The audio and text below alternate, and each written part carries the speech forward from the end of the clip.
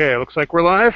Hello, everybody. This is Christian Hangout number 16, and returning guests we have with us are Moose Norseman and William Scott. And for the first time with us, we have Shane. Is it? Do you not want your last name said? I should ask you that ahead of time, but are you? Yeah, for right now, just my first name's cool. Okay, so we have Shane with us today, and well, Shane, would you like to introduce yourself and tell us a little bit about your background? Yeah, I'll just make it brief. Obviously, my name's Shane, and I live in the Pacific Northwest. I am in my mid-30s, and I sort of grew up a nominal cafeteria Catholic, I guess you could say. My mom was, and was baptized, went to Catholic school, but nothing really stuck. Then about the age of 15, after changing schools, I had kind of a hard time. I met a kid who was a Pentecostal Christian, became friends, hung out with him, went to youth group, went to a summer camp, and had a born-again experience, I guess you could say. I guess you could call me an evangelical Christian for a few years. When I turned 18, I joined the military, moved overseas to Germany. I'd always been interested in philosophy and sort of interested in the occult. And over there, I met a gentleman who was a quote-unquote Wiccan, more of kind of a neo-pagan type guy. Really nice guy, but he kind of turned me on to some kind of LARPy paganism, and got kind of into that. Rejected my Christianity, I guess you could say. I was very easily influenced at that time, and then I did the usual. Started reading. I guess I sidestepped the white light Wiccan stuff and was more drawn towards the darker side of the occult, I guess. But after some reading, I realized that it was mostly just essentially navel gazing, and I was highly skeptical of most of it. But I kind of enjoyed, or I discovered Anton LaVey. Started reading some of his stuff. Begrudgingly sort of walked away from Christianity. And that was the first time I walked away from Christianity. I leave the military, come back to the States. And then a couple years after that, due to some life circumstances, I decided to start going back to church. Get involved with a very, I guess you could say, a controversial church in the Seattle area. The pastor, I'll just say his name. The pastor was Mark Driscoll. I don't know if you guys ever heard of. Yeah, but I figured as much, yeah. Yeah, when you say controversial Seattle, it was him. Yeah. Yeah, exactly. Yeah. Somewhere along the way between coming back to Christianity and, being separated from Christianity, I guess you could say, I was married, and my wife, again, comes from a secular home.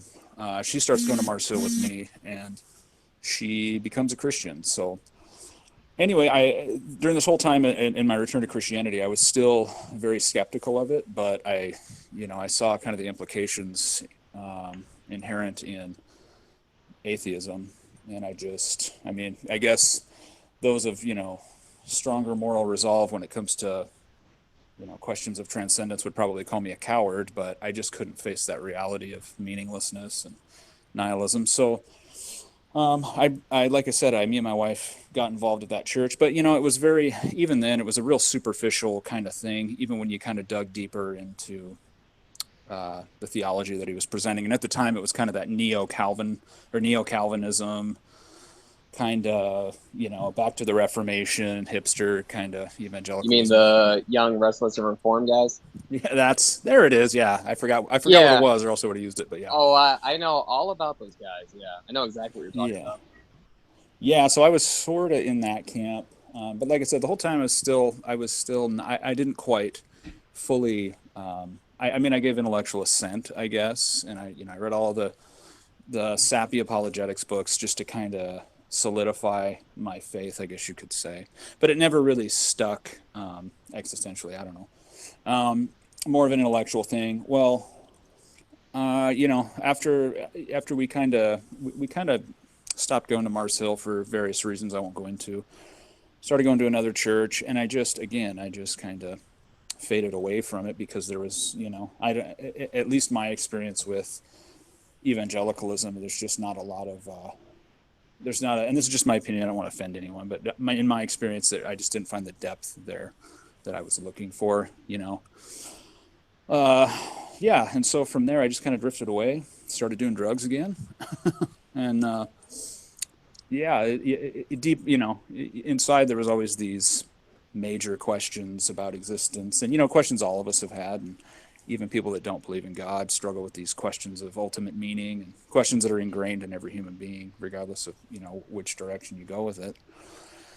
And I realized, I think I was watching TV one day, I was just kind of apathetic towards religion, and I saw I think like a commercial for some special on the Pope or something like that on TV. And I realized, man, I was raised Catholic and I don't know anything about Roman Catholicism.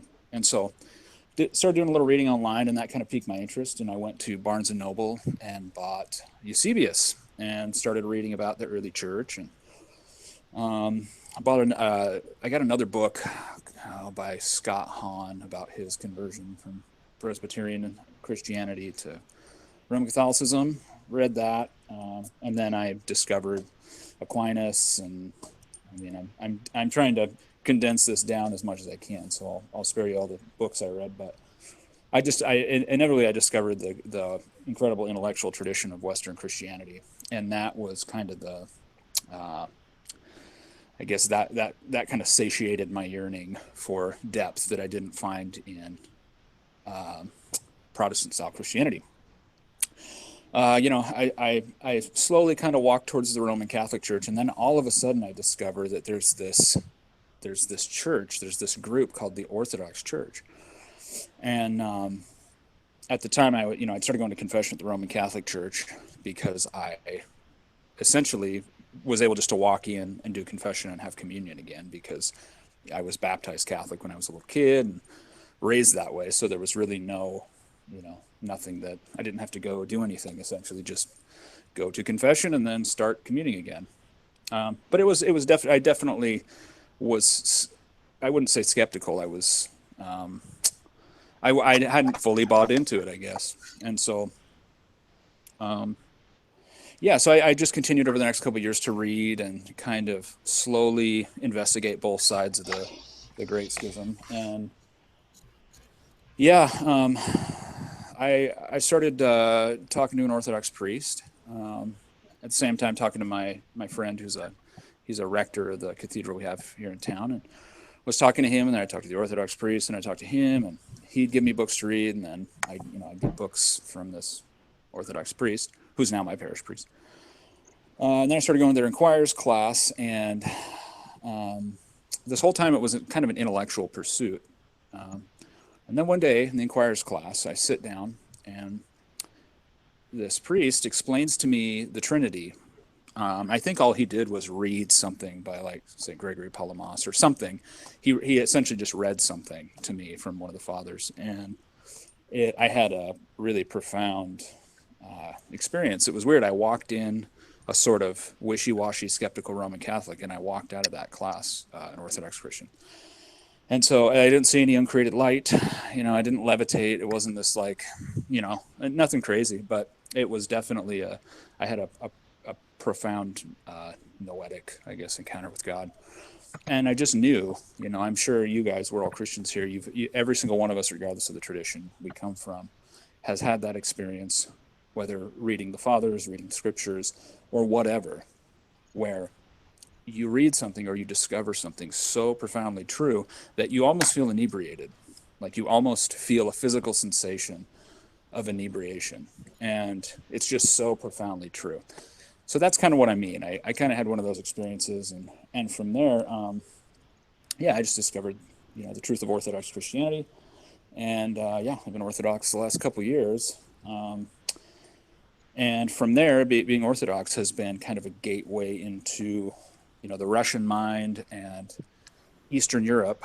And from there, it's, I guess being Orthodox has been what has allowed me to have an open mind when it comes to some of these alt-right, quote unquote, ideas. So anyway, I know that was kind of a disjointed explanation there, but there's sort of my quote unquote journey in a nutshell. Thanks for sharing. Thanks. Somebody in the text chat was asking about this whole young, restless, and reformed thing. What's that about exactly? Does anybody want to talk about that? Yeah, Oh, sorry, go ahead. I was just going to say it's from personal experience. It's sort of a I'm going to say something that someone might take offense to, but I don't care.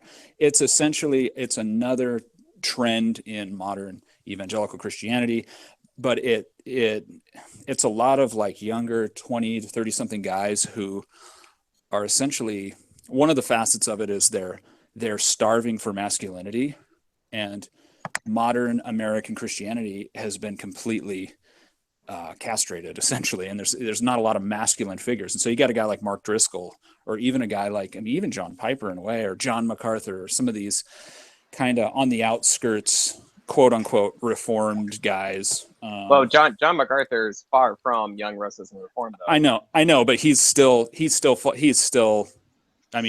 like in that camp, I guess you could say. He's still looked to, I guess. He distanced himself from them. In fact, they got mad at him because all he did was he said, hey guys, you should probably cool it on this whole, being edgy thing.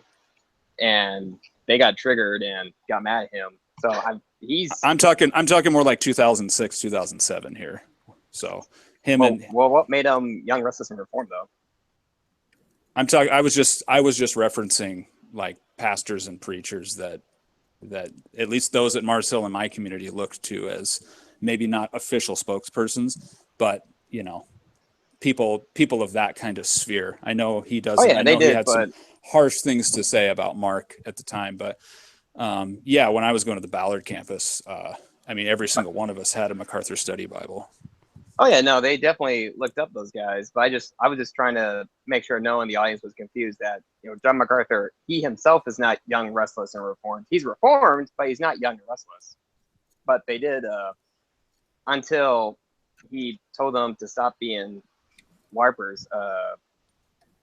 They did. You're definitely right. They do look up to him as kind of role model initially. Gerstner and Sproul would kind of be in that camp too, and they're definitely not young either. But just in the sense of who they might look up to, because I wouldn't say Sproul's young, restless, and reformed either.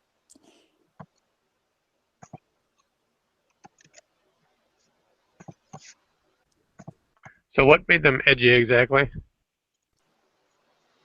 It sort of, from my experience and what I've seen, because I definitely was never part of this movement, and I tried to avoid drama between different fans and factions, but this is one of those things where it kind of hits you over the head with a baseball bat.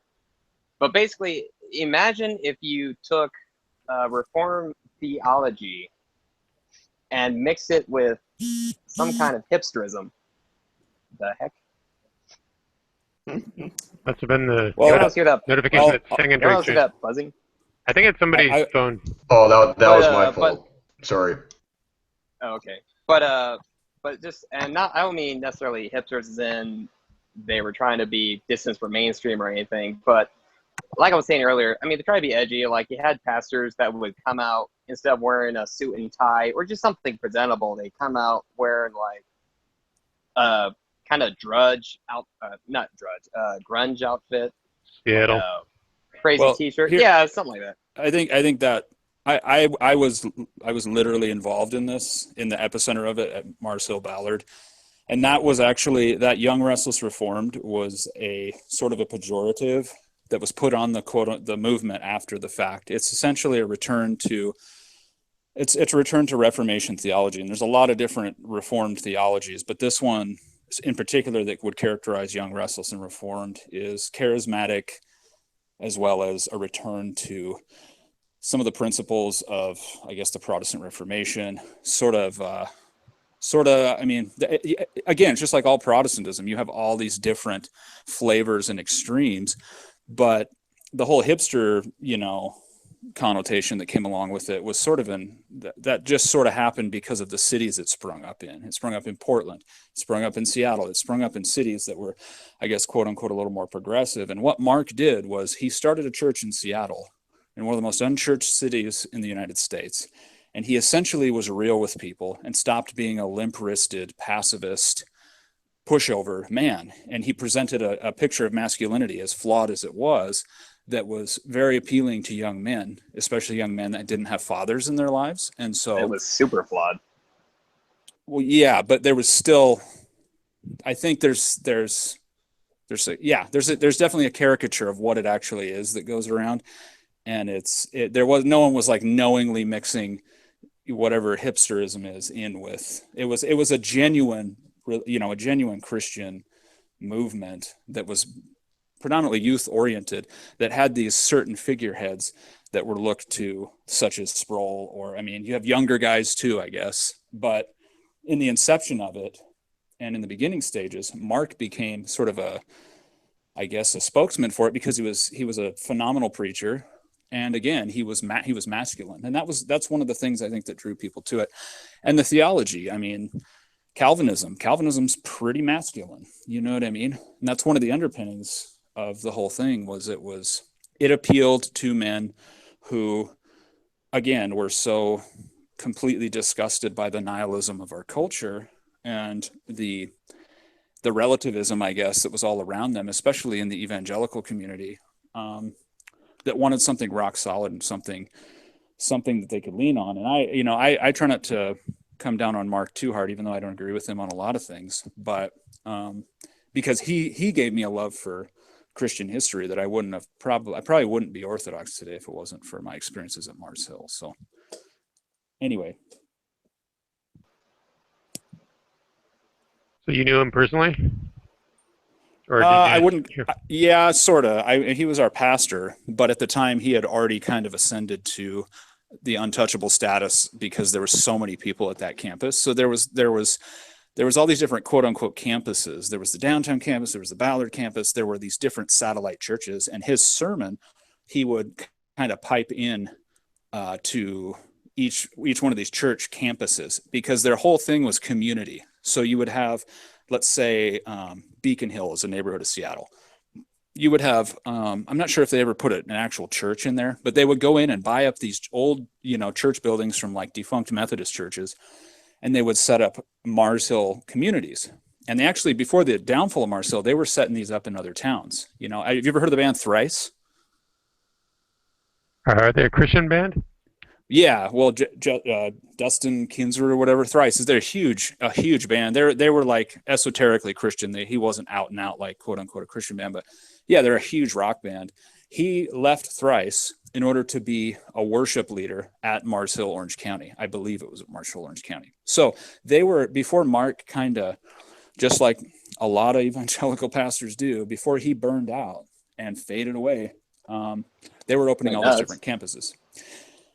Anyway, so they would set up all these different small campuses to keep it so it wasn't this mega church, quote unquote, even though it was a mega church. It was just split up into these little different communities. And we would have community groups and these community group leaders. And it was kind of based on the, what's that big non-denominational church in Calvary Chapel? No, it's not Calvary. Well, they did borrow a lot from Calvary Chapel, but it's this whole idea of community groups that originated. Tony Campolo, who's, you know who I'm talking about? You're talking about the Emergent?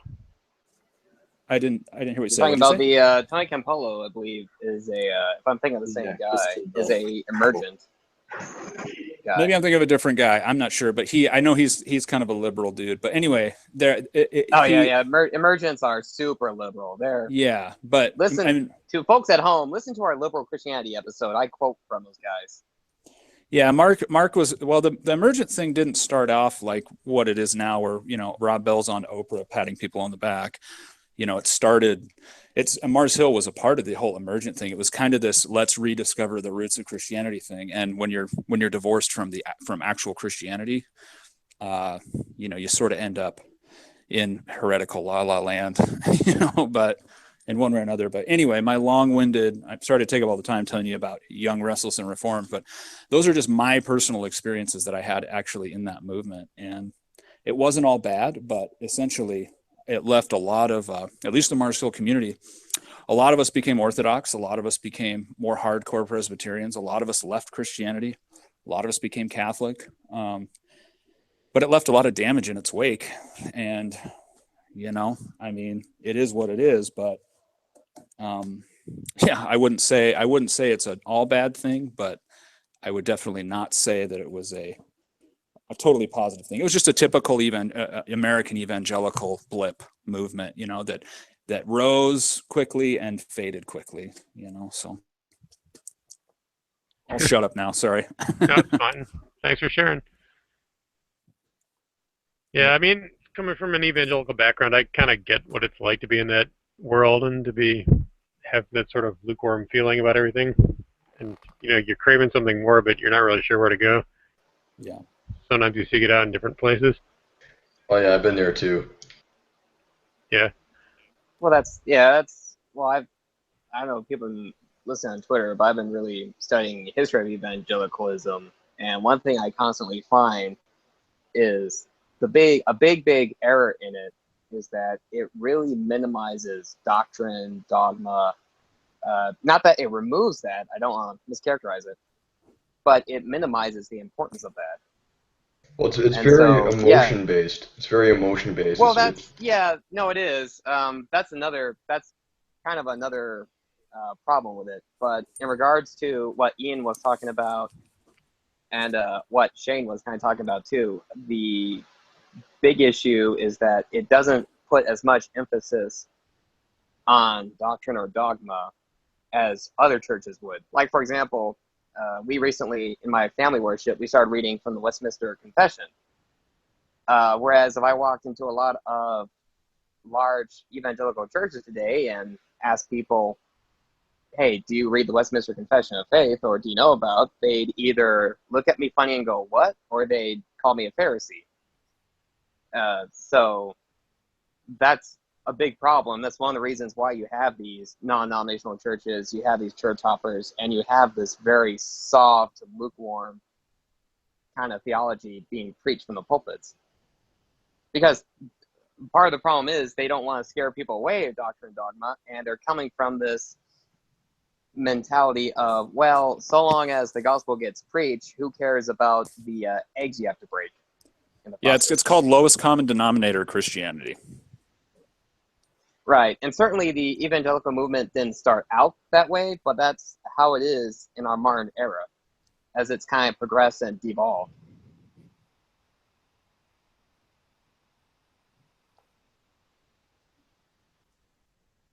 Lol. Yeah. Let me put it this way: the more and more I study, the more and more I study the history of evangelicalism, the more and more I realize, this thing needs to be purged from America. Yeah, I mean, I think a lot of people don't really know, though. And that's the thing, is like, I didn't know, and so everybody's kind of in a different place. That's why I don't know if you guys have had a lot of encounters with Orthodox Christians, especially internet Orthodoxy. They tend to be a-holes. I used to be one. Okay, well, they tend to be sort of not too nice and very overzealous. Oh yeah, you got that right. Yeah.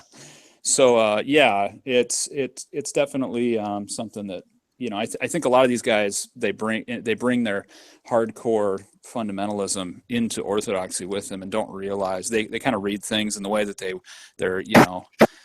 their old school fundamentalist preacher would tell them to read the scriptures, and they'll read the fathers that way or whatever, or some contemporary opinions, and then they'll superimpose that over Orthodox Christianity, which is totally not how you're supposed to do it.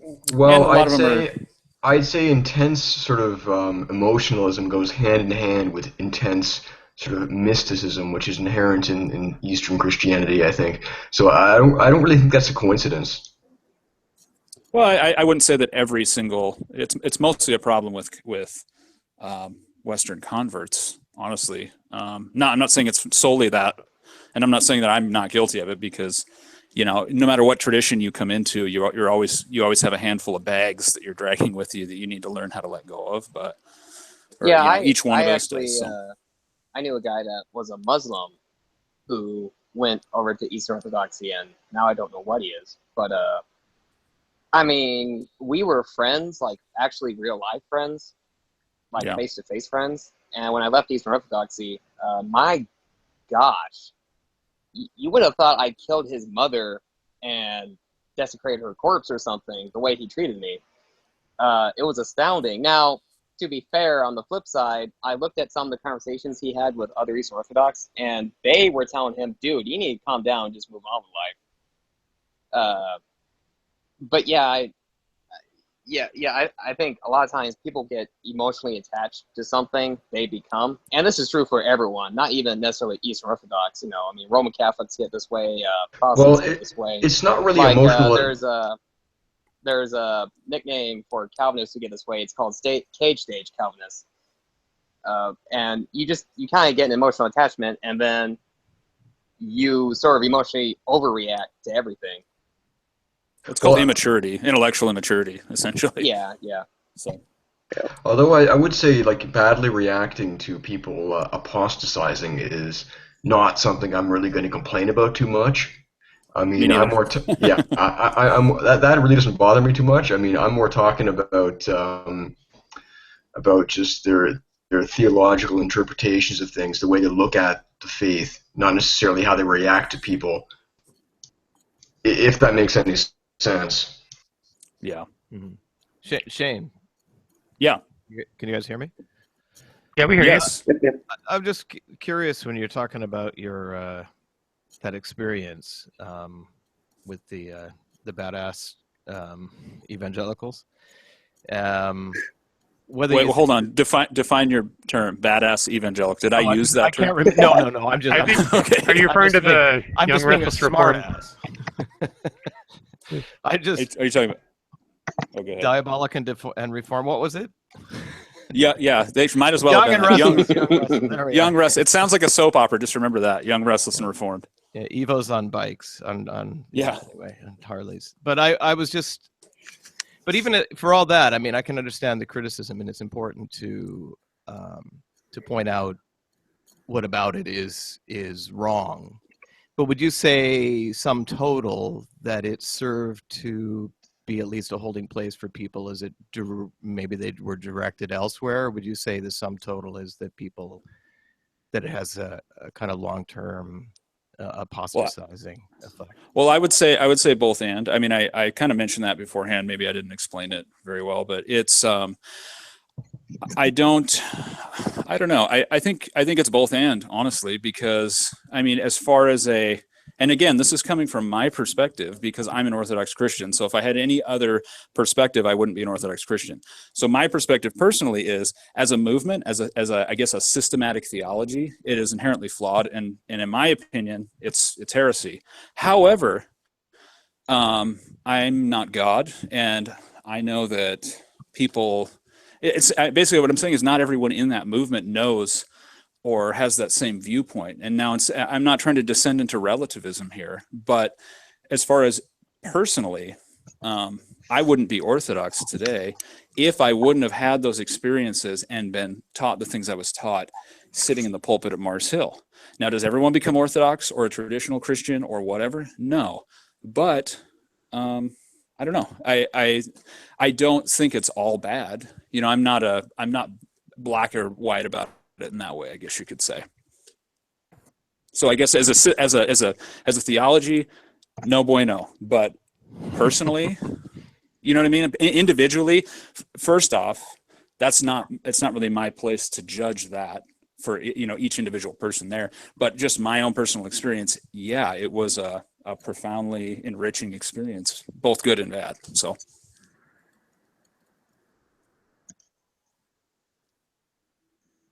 I don't know if that answered your question, or if I just danced around it. Sure. I don't know. No. I don't know. I just never know quite how we talk about each other in these settings. What do you mean? Because are you? I'm an Anglican so far. Oh, okay, cool. Or currently, I've been one for about 20 years, I guess. So it's been a long time, but. Cool. I'm having some issues. That's pretty good so far. Yeah. I have some, but I came from a very different tradition. So, and yet I carry a, kind of Christian narrative along the way. I mean, at some points, I think I tried to draw a sharp line and say, no, that was all bad. And instead, I just kind of understand it quite differently now as a story. It doesn't mean that the stuff you were going through was true. I mean, you look at the disciples of Jesus, they all come from basically different, either religious or social sectarian backgrounds, right? Different spaces. And so I don't see that we, because we have this idea that there is the truth, the truest truth somewhere, right? That unless we've eaten of that, then it's all worthless, right? So and you wouldn't be in the tradition. There's gradations, or there's I sort of see it as concentric circles away from Christ at the center, and some people are looking to the center, but they're a long way off, and some people are kind of looking sideways, and some people are looking entirely the wrong way, but they're still somehow in that kind of within that draw, as it were, that gravity. Yeah, well, you're an Anglican, though. You have to say that. Come on. Yeah, I know. Well, I think you and your branch theories. I think it's very important in those kind of situations to kind of just be discerning, because I believe wholeheartedly that, as the saying goes, God can draw a straight line with a crooked stick, but that doesn't necessarily mean I can hold up the stick and say, "Look, it's straight."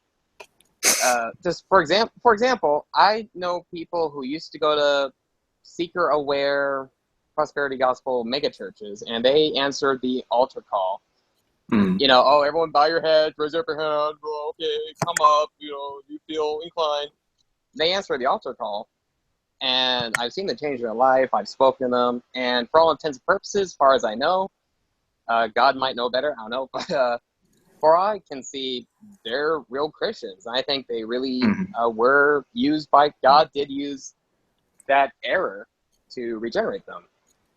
Same thing, I have personally known people who used to be Jehovah's Witnesses, and they left that reading the New World Translation, which is the Jehovah's Witness translation, which, if you don't know, is just completely skewed. I mean, they actually changed verses to try to fit their theology into it. Yeah. But God used an erroneous, error-filled translation to bring them to Christ. Now, at the same time, does that mean I'm going to say, well, I guess the New World Translation is blessed by God? No. But definitely, you also, on the flip side, I can definitely see what you're saying, William. I mean, you do want to be gracious. So, like, a lot of Eastern Orthodox people I used to know who still treat me graciously, minus the ex-Muslim guy. I mean, I don't necessarily doubt their salvation. I don't send them threatening Facebook messages, running the Kirk Cameron spiel on them. And like I said, I don't doubt their salvation. And so you definitely have to be gracious. You do, because you don't want to fall in the trap of, well, basically falling into the emergent era of, well, God, not all roads lead to God, but God will go down whatever road you're on to find you, or whatever Chinese fortune cookie. Well, I think it also boils down to, if I'm not going to sit here and say, as an Orthodox Christian, that I think that the church is invisible, because it's not. I'm Orthodox and I have an Orthodox ecclesiology, and if I didn't, I wouldn't be Orthodox. So, but that doesn't mean, that I'm going to sit and make judgment calls on someone's personal relationship with God.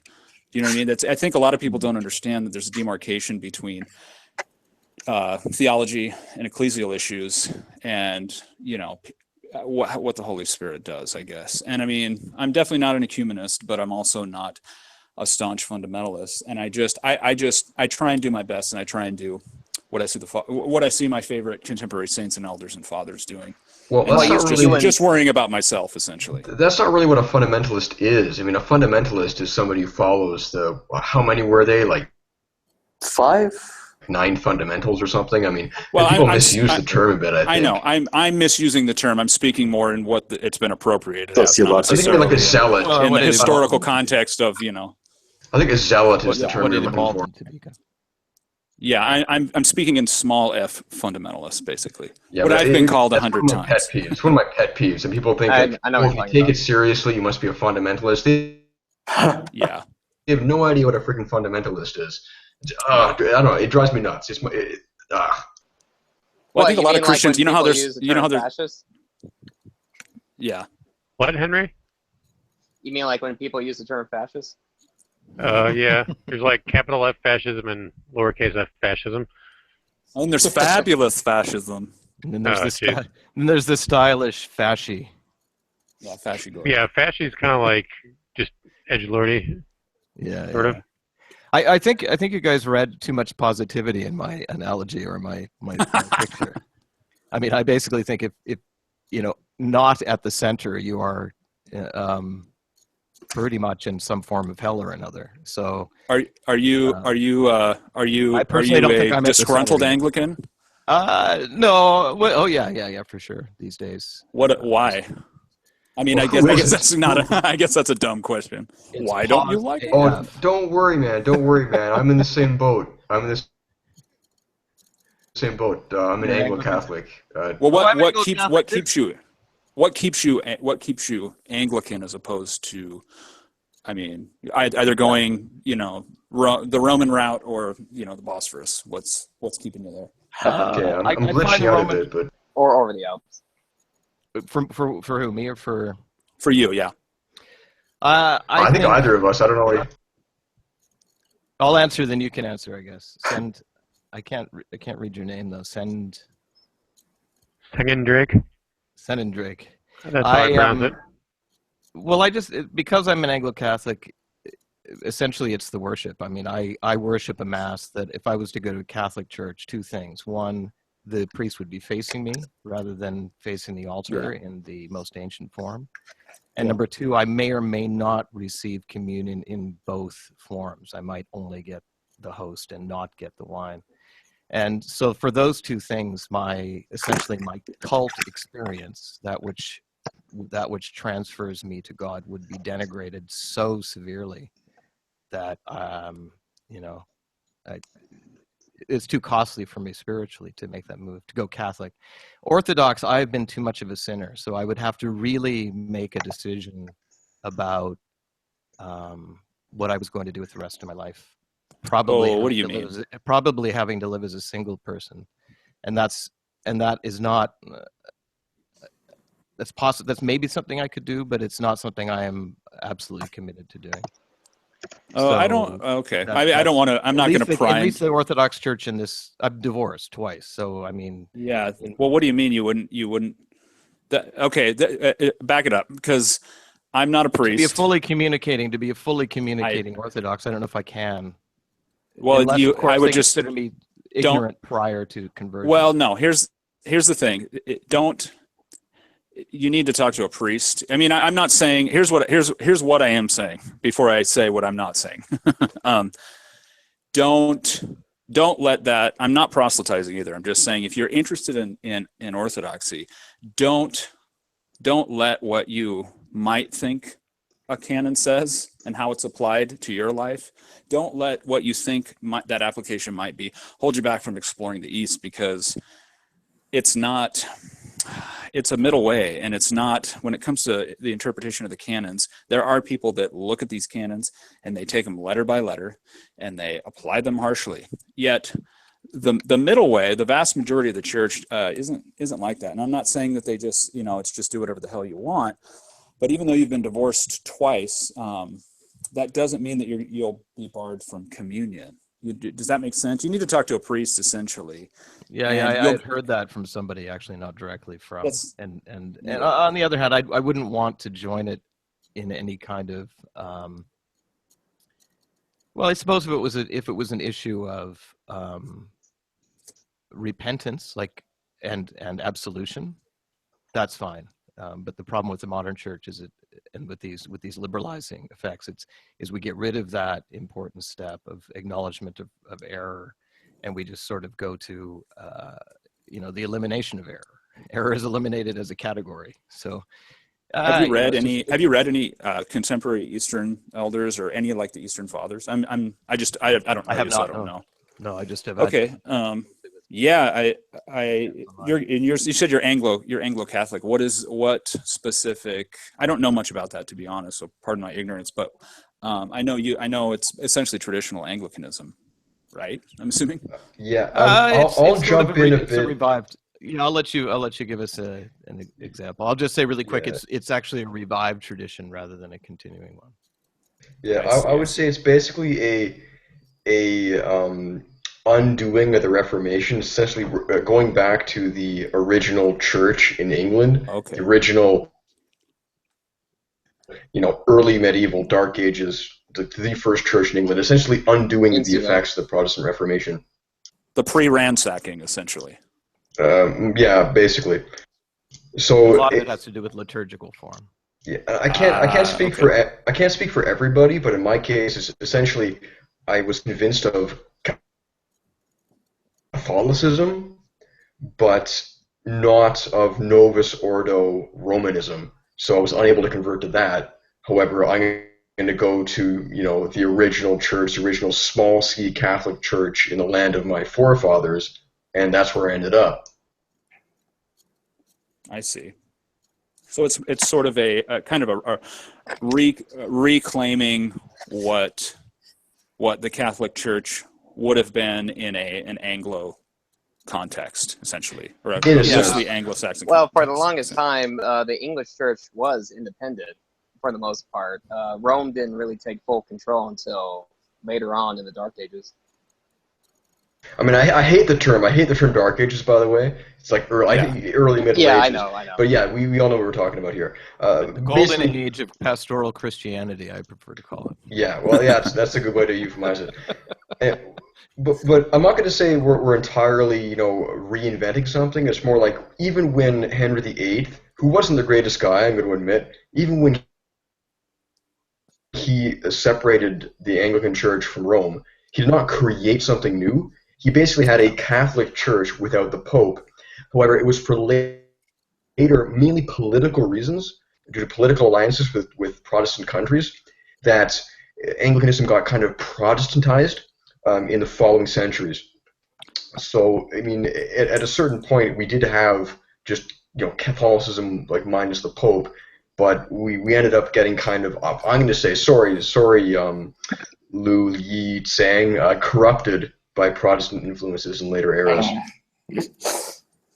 Grumble, You know who grumble. has really good or some genuinely interesting commentary on the Protestant Reformation is E. Michael Jones. You ever listen to him rail about the Reformation?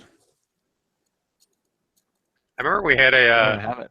somebody in the text chat once said that E. Michael Jones, the Catholic Church will not have fulfilled its mission until they made him a saint or something. E. Michael Jones. Yeah, that man's incredible. You know what? I'll bet you I'd be willing to bet Yes, he is a $1,000 saint. that he would come on one of these if you could figure out a way to get him on Google Hangouts. Oh my, wouldn't that be interesting? That would be amazing because he's a genius. And anyway, his commentary, how relates to what we're talking about, his commentary on the Protestant Reformation is fascinating because one, his delivery is brilliant, but how he explains it is that it was essentially the theological stuff.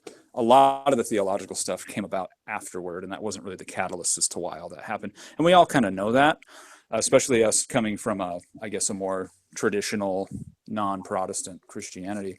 But the way he explains, I'm not going to go into it. If you're interested, there's plenty of stuff out there that he talks about.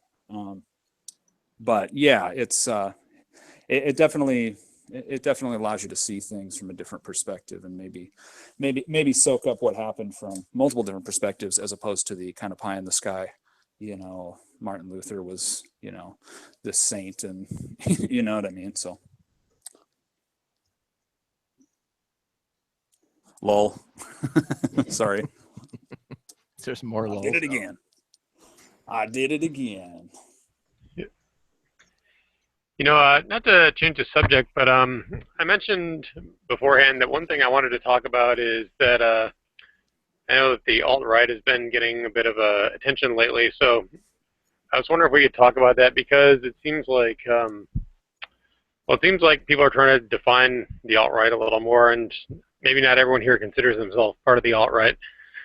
but like I think it'd be interesting to talk about where Christians fit in the alt-right, or if like we're considered a part of it, or if we're just kind of like not necessarily of it. But I mean, for those who maybe consider themselves alt-right or not, or sorry, I'm just rambling here, but we're all just a bunch of Christ cucks, don't you know? yeah, Well, it depends strong on how you define. bunch of Semitic LARPers. Okay. Yeah, It depends on how that's a you good one. define it, because in the wide sense, if you mean like any non-mainstream conservative, reactionary, whatever movement, then yeah, I mean, but sometimes you can use the term meaning more of like a secular 1488 sort of thing. So I mean, it really depends on what you mean by alt-right. Right. I mean, we talked about this a little bit last time, but I used to define alt-right as anything basically to the right of the Overton window. So that could include like the manosphere, it could include the 1488 crowd, it could include just sort of HBD people. Have you guys read the Vox Days list? Yeah, I saw that. I don't remember everything on it. I remember there were a couple parts where I thought generally it was pretty good, but there were a few things I might have argued with, but generally it was a solid list. Yeah, I think part of it is this whole alt-right thing. We have kids here? What? Oh, not me. Moose does. Oh. His voice just changed, that's all. Oh. Oh no. Yeah, I got kids in the background. Hi, kids. It's all good. Get the bell. I think, you know, as far as alt-right as a term, yeah, I mean, I kind of we said earlier, it's kind of hard to I don't want to say define it, because everyone, it's almost like there's all these, what people think is there's all these different alt-rights, you know. And in reality, like I was watching a Richard Spencer video earlier today where he was talking about alt-right light, you know, and how it's not necessarily a bad thing. You know, before you went on, or you started streaming live, I said that I don't think you can be, this is just my personal opinion. As an Orthodox Christian, I can't fully align myself with the alt-right, because it has these visions of utopian Chileism where, yeah, I don't know if I would say that word wrong. Do you mean like they kind of have this idea that like everything will be fun as long as there's like just white people, that kind of idea? Well, sort of, but it's so, I mean, it's sort of like, and this is just, like I said, me coming from an Orthodox perspective. I have to check myself as to not put my faith in the sons of men, I guess, as a Christian. And so I can sympathize with, you know, I can watch, I don't know, I can listen to, you know, some hard-hitting red pill truth from whoever, Richard Spencer, whoever, you know, Jared Taylor, and I can say, okay, there's a reality here and there's truth in that, but I can't fully align myself with this movement because I'm a Christian first and foremost. I'm Orthodox, and so it's kind of mutually exclusive. I'm not going to superimpose this political ideology fully over myself and become that when I'm trying to reach theosis. I'm trying to, you know, live my life as an Orthodox Christian. However, I can still be sympathetic towards some of these goals and some of the things important to people on the alt-right, while not at the same time carrying the banner, I guess. So I guess I would be alt-right light, sympathetic, but not willing to say that I'm part of the alt-right, you know, not out of fear of what others will think or out of losing my job or anything, but out of the simple fact that I already have something that I'm beholden to, and so I'm not going to trade something transcendent for something earthly, essentially. Well, last episode, Well, I think Spencer is alt-right light. I think I kind of touched on, because I think we might have talked about this a little bit too. Because alt-right is such an umbrella term. I mean, there's no such thing as like an alt-right presidential candidate. Trump notwithstanding. There's no such thing as an alt-right. You know, no one has set up an alt-right platform. I mean, certainly within the alt-right, you might have tiny examples of that, like the NRX or with the 1488 crowd, or just the actual National Socialists, not the skinheads that just want to beat people up. You do have that within it, but by and large, it's an umbrella term. And I think I might have mentioned last time that this is a problem when people try to criticize it. or try to talk about, who's a member of it is because it's so vague and such an umbrella term, you can't really corner it anywhere, because you might have the one guy who does think, oh, if we just kick out all the black people, then the world will be utopia. But then you've got the people on the outright who say, well, no, we're not saying you eliminate crime. We're just saying that if you're blind to the racial differences, and especially in regards to genetics, then you're not going to see the larger issue here. And then you've got the people who maybe are just very soft on that. Maybe they're the outright, like, I don't know. But I think when I was sort of falling into this movement, I just it's almost like, because the political landscape, at least in America, it's almost like you just sort of automatically go into it if you realize the Democrat-Republican paradigm is wrong and there are conservative groups outside of that. And so it's almost like you just sort of automatically fall into it. And that won't necessarily mean you have to sacrifice your beliefs. It just means that by the mere act of being reacting to something, you are a reactionary. And hence, if you have more realistic beliefs about things like race or democracy, you will by default fall into alt-right.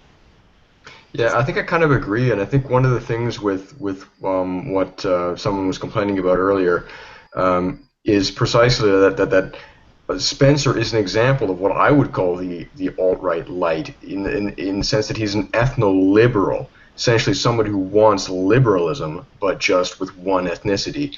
And I think that is really the lukewarm, lukewarm, wishy-washy face of the right, I think. So it's not really that he's the hard right. He's not.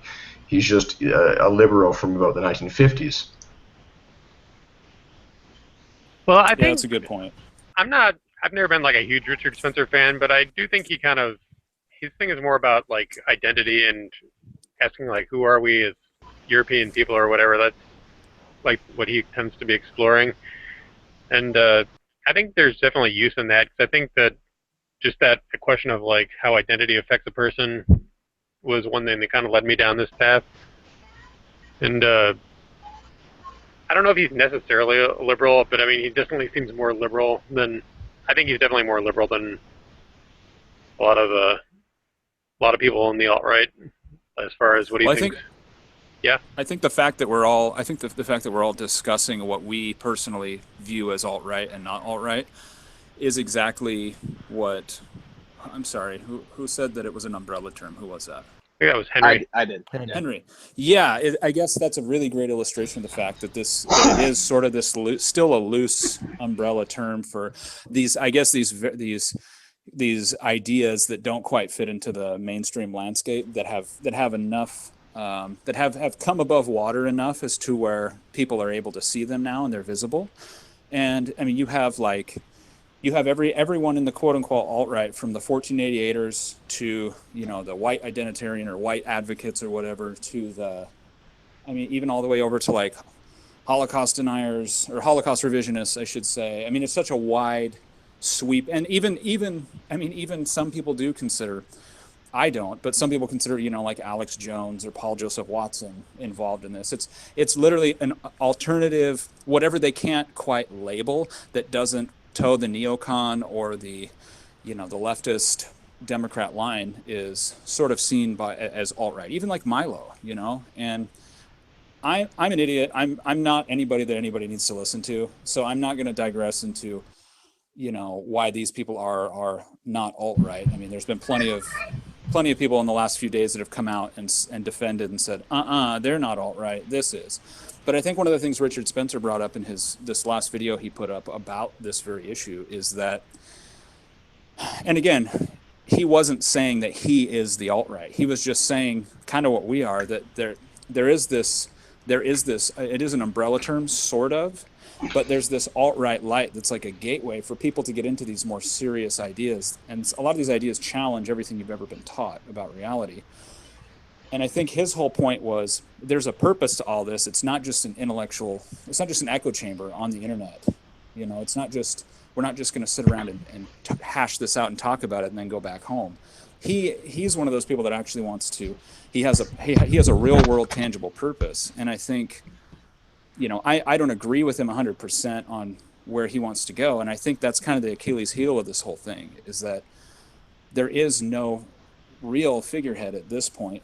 Yet once that happens, once there is this enigmatic quote unquote figurehead, I think the whole movement's going to fall apart, honestly. Because it's a collection of ideas. It's not just one trajectory. It's a collection of all these quote-unquote dissident right-wing ideas. So the reason that people are fighting to own the term alt-right, the reason that people are saying this isn't, whatever, is because it's an identity, and identities are powerful. It's a political identity.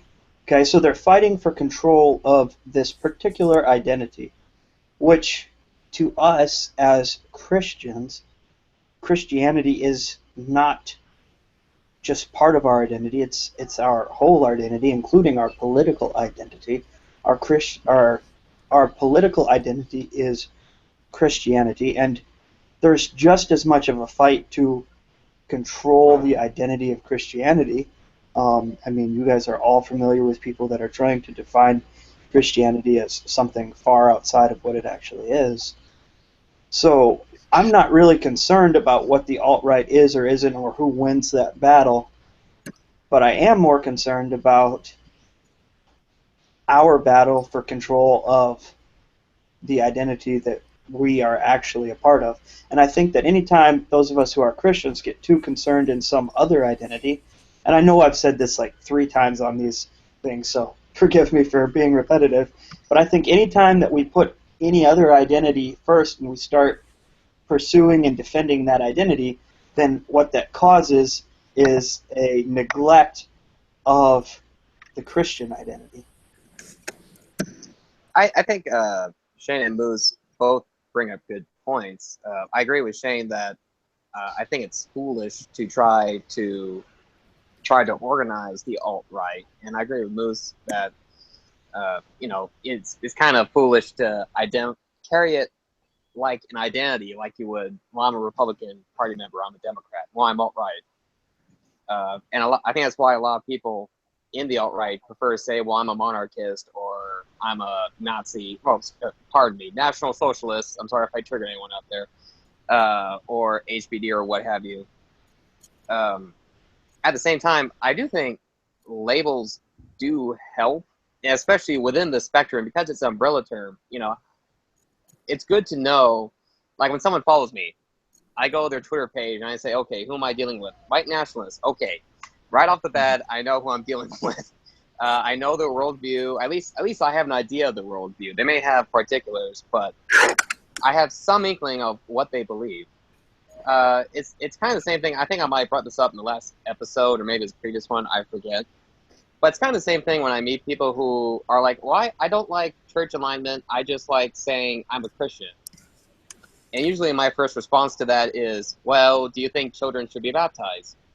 Well, no. Well, okay, you've just alienated yourself from the Paedo-Baptists. You're basically putting yourself by default into the Credo-Baptist camp. So when I tell people I'm a Christian, yes, I am identifying myself. When I tell people I'm a monarchist, I'm simply conveying to them what my political ideas are, or I'm giving them the ability to know beforehand what my presuppositions are politically. Now, at the same time, like Moose was saying, my saying I'm a monarchist, that doesn't mean that if a king of America popped up tomorrow and said, guess what, you have to deny Christ and worship me as God, that doesn't mean I'm going to go, ah, darn, well, I'm a monarchist, so I got to obey everything he says. No, I'm going to be like, forget you, pal.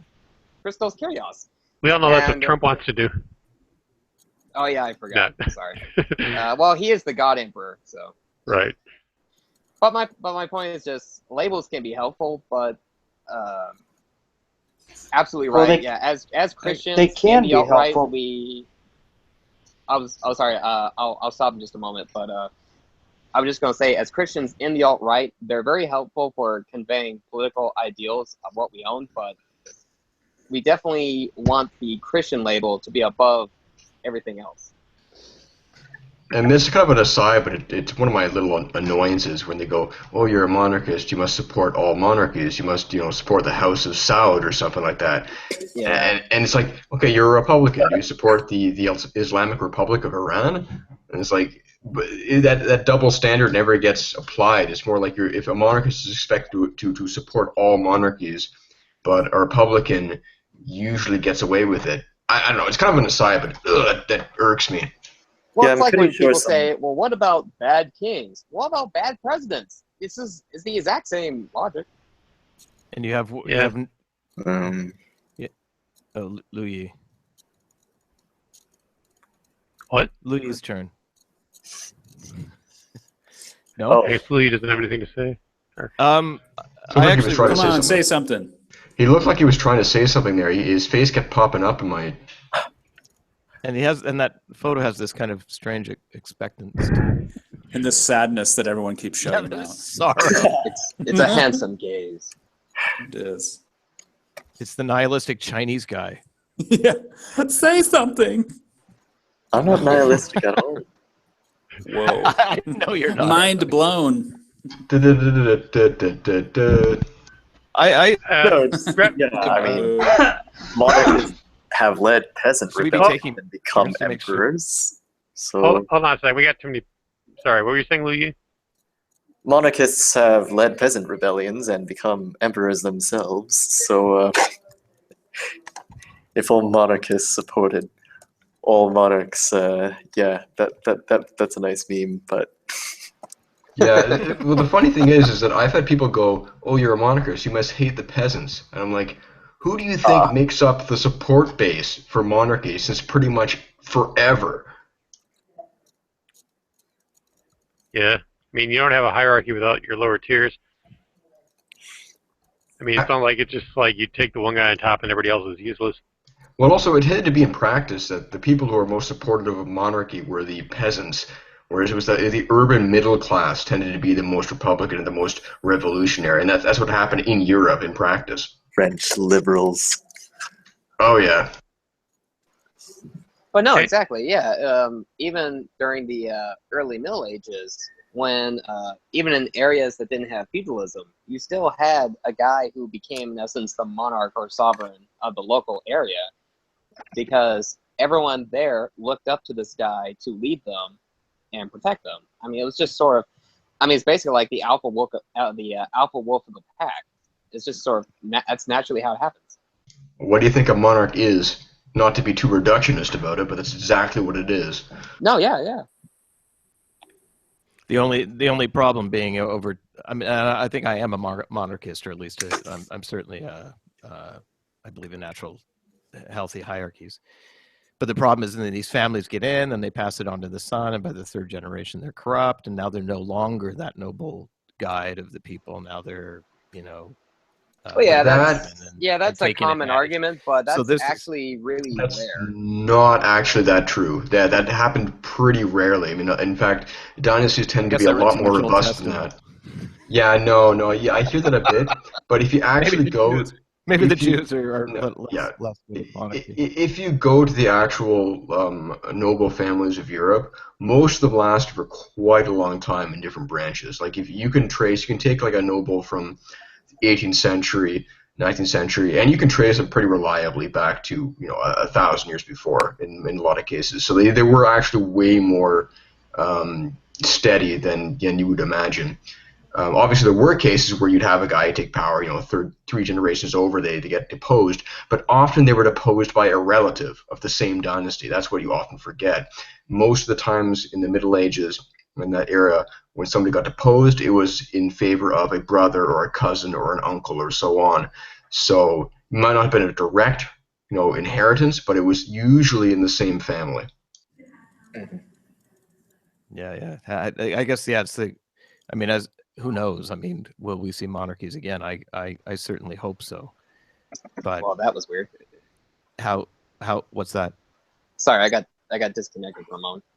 Oh, and how just I mean, I think we would want them to be enduring and stable and create happy subjects and community, right? I mean, ultimately that's what we would be hoping for, right? I mean, I'm going to go. So, Oh, sorry. Continue. Never mind.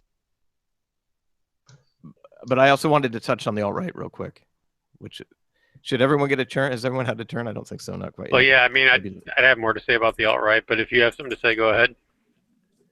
I wrote a piece on my blog called "The Kids Are Alt-Right." Yes. Cheeky Zing. thing that I do, but it was We zing. all right. We all right. I don't mind other guys dancing with my. No, I do actually mind. I wrote a little parody. It's I don't mind older guys reading NRO. Is there a song? The Kids Are Alt-Right already? Oh, no, I just made this up. Oh, yeah, That's we did. fine. It's all their generation knows. But I know sometimes I'm not ashamed to be white. Better leave them behind because the kids are alt-right. You have a gift. Wait, you do. It's too good to pass that up. But anyway. That's amazing. But I wrote this and I did cover a lot of the kind of the topics you guys were talking about and the relationship. I mean, for me, it is a culture. It's a civic space, maybe that. I mean, it's in a civic association without any formality because of the nature of our rebellion against modernity. But I can't imagine my life without it. I mean, it's not the center of my existence, but I certainly see a lot of goodwill. I trust the people who are involved in it by and large. I mean, there's a few nutters that I'm not too thrilled about, but mostly you have people who, I mean, can you imagine a place where people are actually talking about virtue again and chastity and parenting? And I mean, this is essentially a kind of revivalist kind of movement, but it's not within one of our churches necessarily, though it's certainly associated with it. But one of the things I said in there is that for all that I love of it, I wouldn't offer up even one shred of my cult experience to the alt-right. It's not, and then I said it, nor need I. It's not that kind of thing. So I'm not sure. I mean, I don't think I don't find anything contradictory about claiming that as my kind of civic and political affiliation. I've never had one before in my life. I've never had a political affiliation. And I do kind of now. I can understand what it means because in this space I can speak my mind. I don't have to worry about what I say. I can articulate that I'm a Christian. I can articulate that I'm interested in but I'm also interested in the folk tales of our people, and I'm also interested in my identity as a white person because I've always had a strong sense of that, though it's been crushed by the society I live in. And that's sort of an artificial struggle because it's only there because we've had it imposed on us by a kind of dogmatic overclass who said that should be destroyed for whatever obsessive reasons, whether it be culture Marxist or whatever. And so, once if that is ever able to be quelled so that we're not in this position of thinking we all have to throw ourselves next to each other, and if we don't get along, that means we're terrible people, or it's just always the white people's fault when it doesn't work out, or whatever nonsense we live under, well, then that ceases to become an issue. We just simply live in the communities that we live in and get on with our lives actually on way more important issues. But this fundamental issue of tribal affiliation, which I am absolutely committed to and don't find it to be in any way contradictory to my Christian faith. Until that is sorted out, we have no peace in my thinking. So to me, it's a very important movement. It's an important thing. And I think Richard Spencer, for me, I mean, I agree with you. He's the lightest version of it. He's also not quite the coiner of the term, but the conveyor of it from the Jew, Paul Gottfried, to us. But I think he understands who he is in time. He's not dogmatic because he understands what role he plays. That is a brilliant thing to say about him, by the way. I think he has his own, he's a Nietzschean, but he doesn't go around, kicking ass like a Nietzschean typically does, right? So anyway. I think that's one of the things that I respect about Richard Spencer. Like I said, I'm not fully, I don't know. He's not my first go-to guy as far as quote unquote the alt-right, but the thing that struck out for me with him, as opposed to some of the other more louder voices, is that he's not specifically anti-Christian. And one of the most off-putting things for me when kind of investigating this whole alt-right thing about, I don't know, 18 months ago, maybe 2 years ago, was just the incredible amount of anti-Christian caricature, straw man nonsense, you know, and I'm not going to name the website but I bet you all know the website I'm talking about. Very popular podcasts, and they're very funny. But that was kind of my first. Do you guys know what I'm talking about? The website with the podcasts and the talking about TRS. Yeah, I just didn't want to say it. I didn't want to trigger anyone. Okay, I didn't know. I was thinking It was obvious. You were thinking Renegade. Yeah, that was my first thought. Actually, was Renegade. I only recently started listening to alt-right podcasts. Sorry. No, it was. I mean, I'd read some things here and there, but I'm a huge podcast and like media junkie because I get to listen to podcasts all day at work in my job, so it's pretty sweet. But yeah, I saw that. I listened to some of the content there, and yeah, I mean, not to pick on those guys because I still listen to quite a few of those podcasts, but it just, I didn't feel like I could actually, I don't know, embrace what they were selling. And then you go over and you see, well, those guys aren't necessarily the voice of the alt-right. It's sort of, I guess, wildly sporadic as far as what it is. I was just kind of chasing my tail with that. We're back at where we started, you know. You know, it's interesting you said Richard Spencer's not anti-Christian. I would say he's sort of softly anti-Christian. Like, I mean, if you read the articles on Radix Journal, they definitely have a slight anti-Christian bent to them. But yeah, but he's not. I guess he's smart. He's more incognito and smarter about it, so it doesn't trigger me. Yeah. And when he talks about abortion, when he goes on about abortion, you know, it kind of pisses me off. But yeah, I think that's one of the inherent beauties about what's going on in this movement right now is that there are so many different eyes on it, or there are so many sets of eyes on the inside looking out. And so, you know, it's not this one specific group of people that is the alt-right. You know, you have people from all over the spectrum, from all over the world, and there's varying degrees and shades of it. And you can be someone like me who is sympathetic to some of the goals and worldview and understanding of certain people in the alt-right, yet you can totally be put off by, you know, somebody like Jack Donovan. You know what I mean? But we can all still get along. You know what I mean? We can all still push forward for whatever the goal and end purpose is. Yeah, you know, I actually wanted to comment on something that Moose was saying earlier about how alt-right is sort of a political identity. I guess for me, like when I talk about the alt-right and my own place in it, I don't necessarily say I am alt-right, but I mean, I kind of think of it like I'm part of the alt-right. Yeah, I don't really... Hey, Moose, could you mute yourself? There's a lot of noise on the other end. Thanks. But what I was saying was, I don't necessarily think of alt-right as like a political identity per se. It's more of like just a movement that I consider myself to be a part of. It's sort of like an intellectual movement, or I guess it's a wide range of subjects being explored that I think should be discussed more, and I see myself as part of getting these ideas out there, but I don't know if I would necessarily call myself alt-right as far as, like, if you ask me what my political views are, I wouldn't say I'm alt-right. Like, it's not an identity to me necessarily, it's just something I see myself as. It's like a sphere that I participate in. It's not necessarily an identity for me, though. So I guess just what I wanted to say after thinking about the issue a little. That makes sense.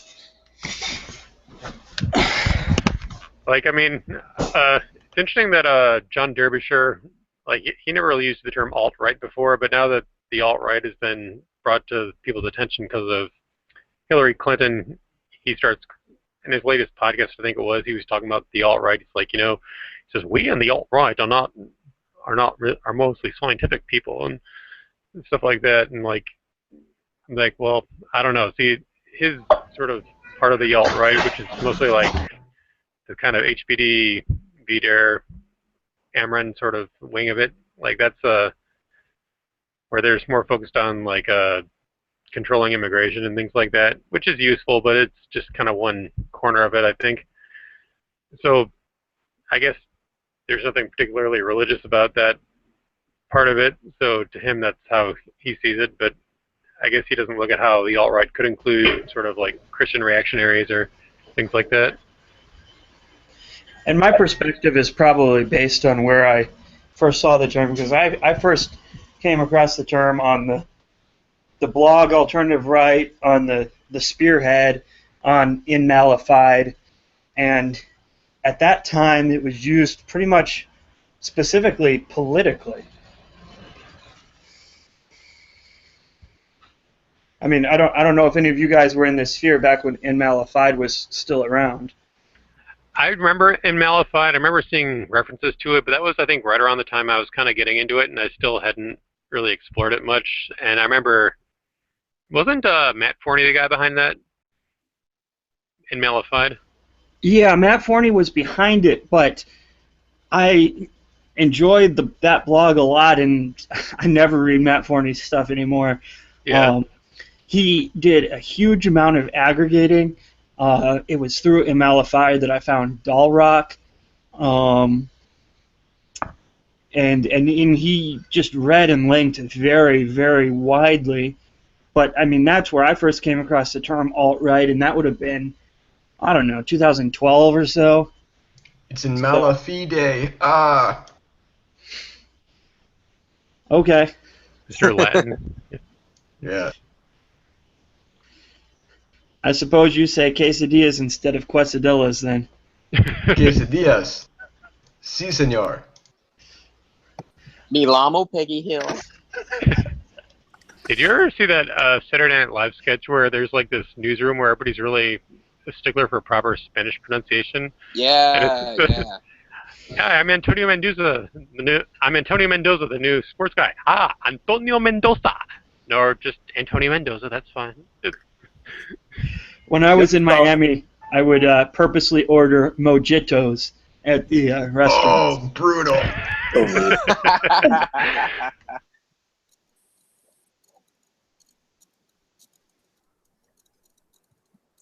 Okay, I have a question for anybody who wants to answer.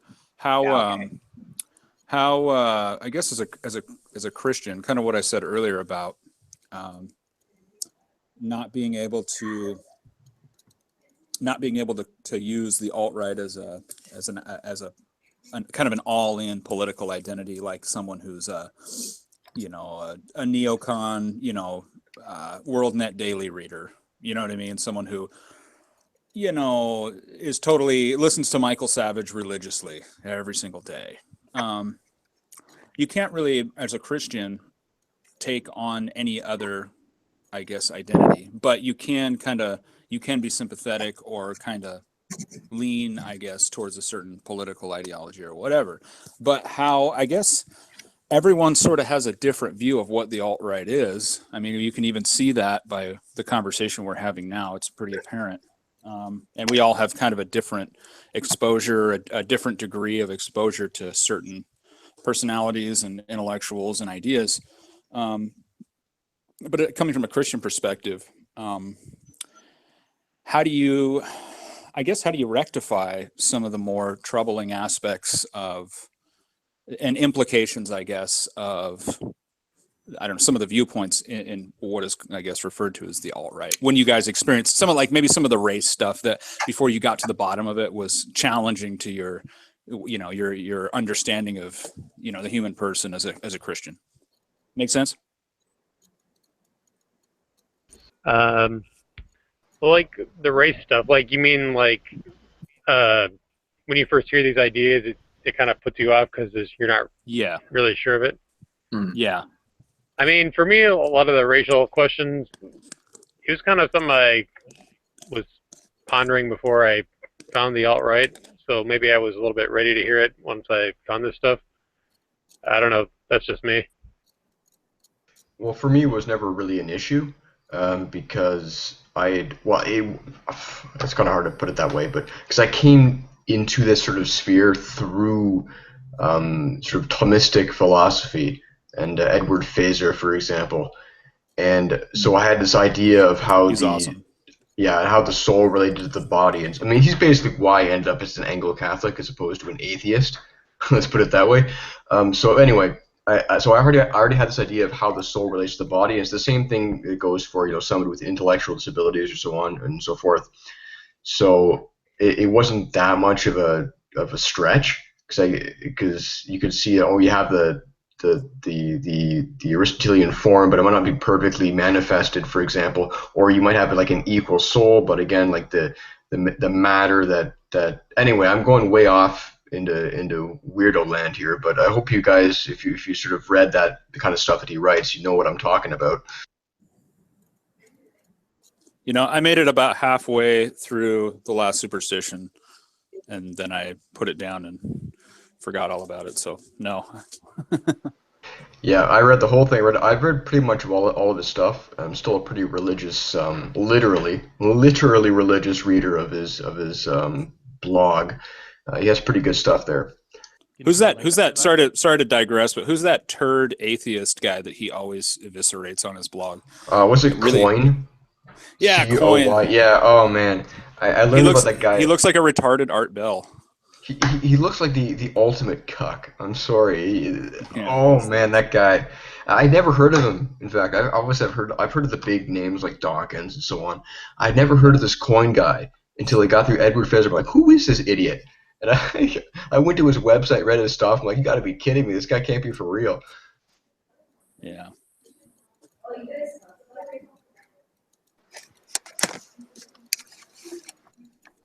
Can somebody put a link to that? I guess Ian will later. To Phaser? So what exactly? To Phaser? To the good example. to who? To Coin? Yeah. No. Phaser? Edward Phaser? Yeah. I guess do you have a website? I think he's got a blog. Yeah. And he's got some stuff on YouTube. If you just search Ed Feser, he does lectures and stuff through Steubenville. So if you just look at the Steubenville channel, he's got I'm sure you know what Steubenville is. Yeah. Yes. No. No idea. University. It's a university. It's like the, I guess, quintessential, I guess, quote unquote traditional Roman Catholic university, and it's a University of Steubenville, and like Scott Hahn, all the Protestant converts to Catholicism kind of congregate there. It's kind of a hub of like Novus Ordo traditional Catholic kind of thing, if you can call it that. But anyway, he's got some stuff online that's brilliant. He kind of delivers in a dry way, but if you can make it through, he's definitely a brilliant guy. And then I would also suggest, if you're into that stuff, not to digress too much, a gentleman named David Bentley Hart. Anybody heard of him? Yeah, D.B. Hart. Isn't he the Presbyterian? He's a what? Isn't he a Presbyterian? I can't. What did you say? I can't hear you. Or your thing broke up. So yeah, Presbyterian. Is that what the word is? Presbyterian? Sound like, I don't know. I think We may never know. Anyway, he's a. Oh no! That one's D.G. Hart, not D.B. Hart. So, D.B. Hart is Eastern Orthodox. Yeah. His brother, or one of his brothers, is an Anglican in my area right now. Actually, I might be seeing him on Sunday. I remember, actually, I've heard that name before because I think Phaser ripped into him at one point for his characterization of Thomistic philosophy, which was actually bunk. So my first impression of Hart was very, very negative. Well, in Hart's defense, Hart is not considered in Eastern Orthodox. We don't consider people theologians. There's 3 theologians, in our tradition. A theologian is someone who sees God. So we don't just say, oh, you're a theologian. But I guess you could say, in the Western sense, David Bentley Hart is a very wonderful Eastern Orthodox academic. However, there's a reason I think that he isn't cited much by anyone outside academia, at least in the Orthodox community, because he sort of has some like universalist leanings. But I mean, apart from his understanding of you know, I guess his understanding of Thomism. I would recommend anyone that's interested in the atheism versus theism debate to read his book or listen to any of his lectures on atheism.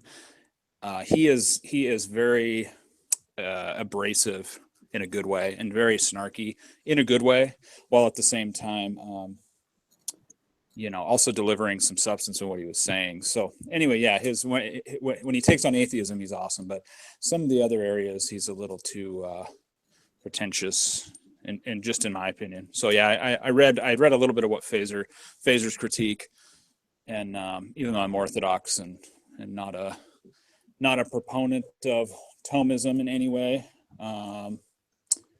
yeah, I mean, I still think David Bentley Hart sort of caricatured things just a little bit. Just a little bit. Yeah.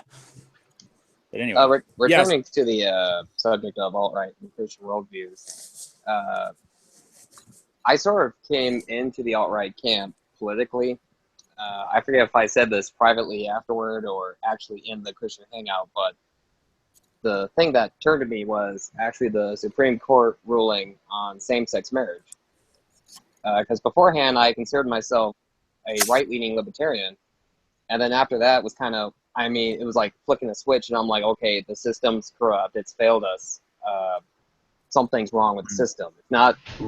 It's none of this like you hear GOPE Republicans say, we gotta elect the right guy in. No, it's the system's messed up, and that's what started me looking into other spheres that I hadn't really looked into, because I've been raised with this, oh, democracy is so great and our system's so great. And then that was when I eventually became, I guess you could call, red-pilled on other issues like race, stuff like that. Now, people have asked me what's your view on race. I consider myself a racialist. I don't think every black person's out to mug me. I don't think every Jewish person's out to corrupt society. I don't believe everyone is just stapled. I've known some black people I trust with my daughter more than some white people I know. But my point is, that was much slower. And I think my Christian worldview did temper myself from, say, falling into the full 1488 or let's just abort all black babies crowd, because I don't think it's wrong to say different groups of people have different mentalities. Like I actually remembered to bring my Bible with me this hangout, and I've got Titus open. All Cretans are liars. Yes. All Cretans are always liars, evil beasts, lazy gluttons. This testimony is true. For this reason, reprove them severely, so that they may be sound in the faith. Yeah, I love that. But here's Paul saying, look, the Cretans have a certain reputation about their personality, and I've spoken to Greeks. Yeah, they look at Cretans kind of the same way. So I mean, and even different parts of the country, you might say, well, people from this region act and behave a certain way. People from this region act and behave a certain way. In Europe, people have different personalities. Now, does that mean they're they have less value as a person? No, not at all. Paul wasn't saying that Cretans were a subspecies. He wasn't saying you should throw them all into camps and watch them burn. But he did just identify, look, they have different traits that you have to acknowledge. And that's a reality that even non-outright Christians acknowledge. Like here, I'll just tell this real quick and I'll shut up. I mentioned on a previous hangout that I was speaking with a African Christian friend of mine, and we were talking about the growth of the Word of Faith movement and the prosperity gospel, and how it creates these, in essence, mini popes across Africa, and these guys who garner thousands of followers. And I asked him, why is that? And he said, and keep in mind, this is an African Christian, this isn't some white guy on Twitter. He said that Africans are just naturally followers. They want a strong guy, and they will pretty much almost automatically follow him. That's why you get guys like Idi Amin or all these other dictators that popped up in Africa, or even leaders like Nelson Mandela. I mean, you get a guy who pops up, shows strength. Robert Mugabe, there's another one. And people are naturally, that's just their natural inclination, is to follow them. That could be a positive thing. It can be a negative thing, but it is a trait that even they themselves will identify. Yeah, that's how we are. So I don't think that contradicts my Christian worldview at all to admit that. Now, my Christian worldview definitely tempers it in the sense that, like I said before, I don't fall into the 1488 crowd. I don't fall into the abort black babies crowd because I know, okay, that's wrong. And when I look at it, it causes me to sort of back up and review the situation more rationally. To make me pause before I fall into error. I'll put it that way.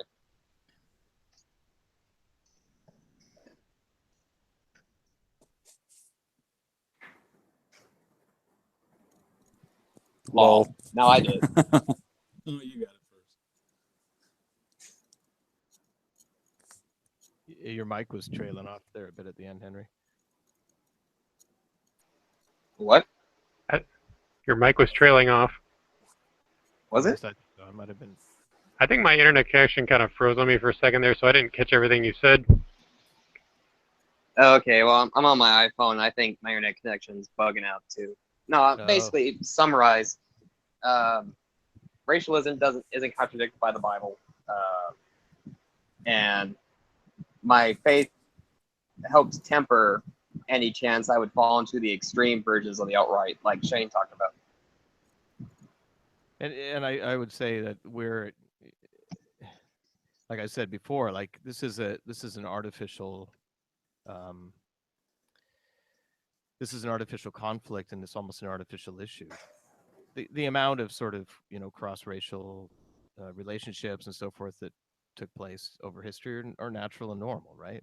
But to intentionally replace a people, and for us to stand back when we would not stand back for seeing other atrocities, we were all duped into supporting the overthrow of apartheid in South Africa rather than some kind of reform, which might have been called for.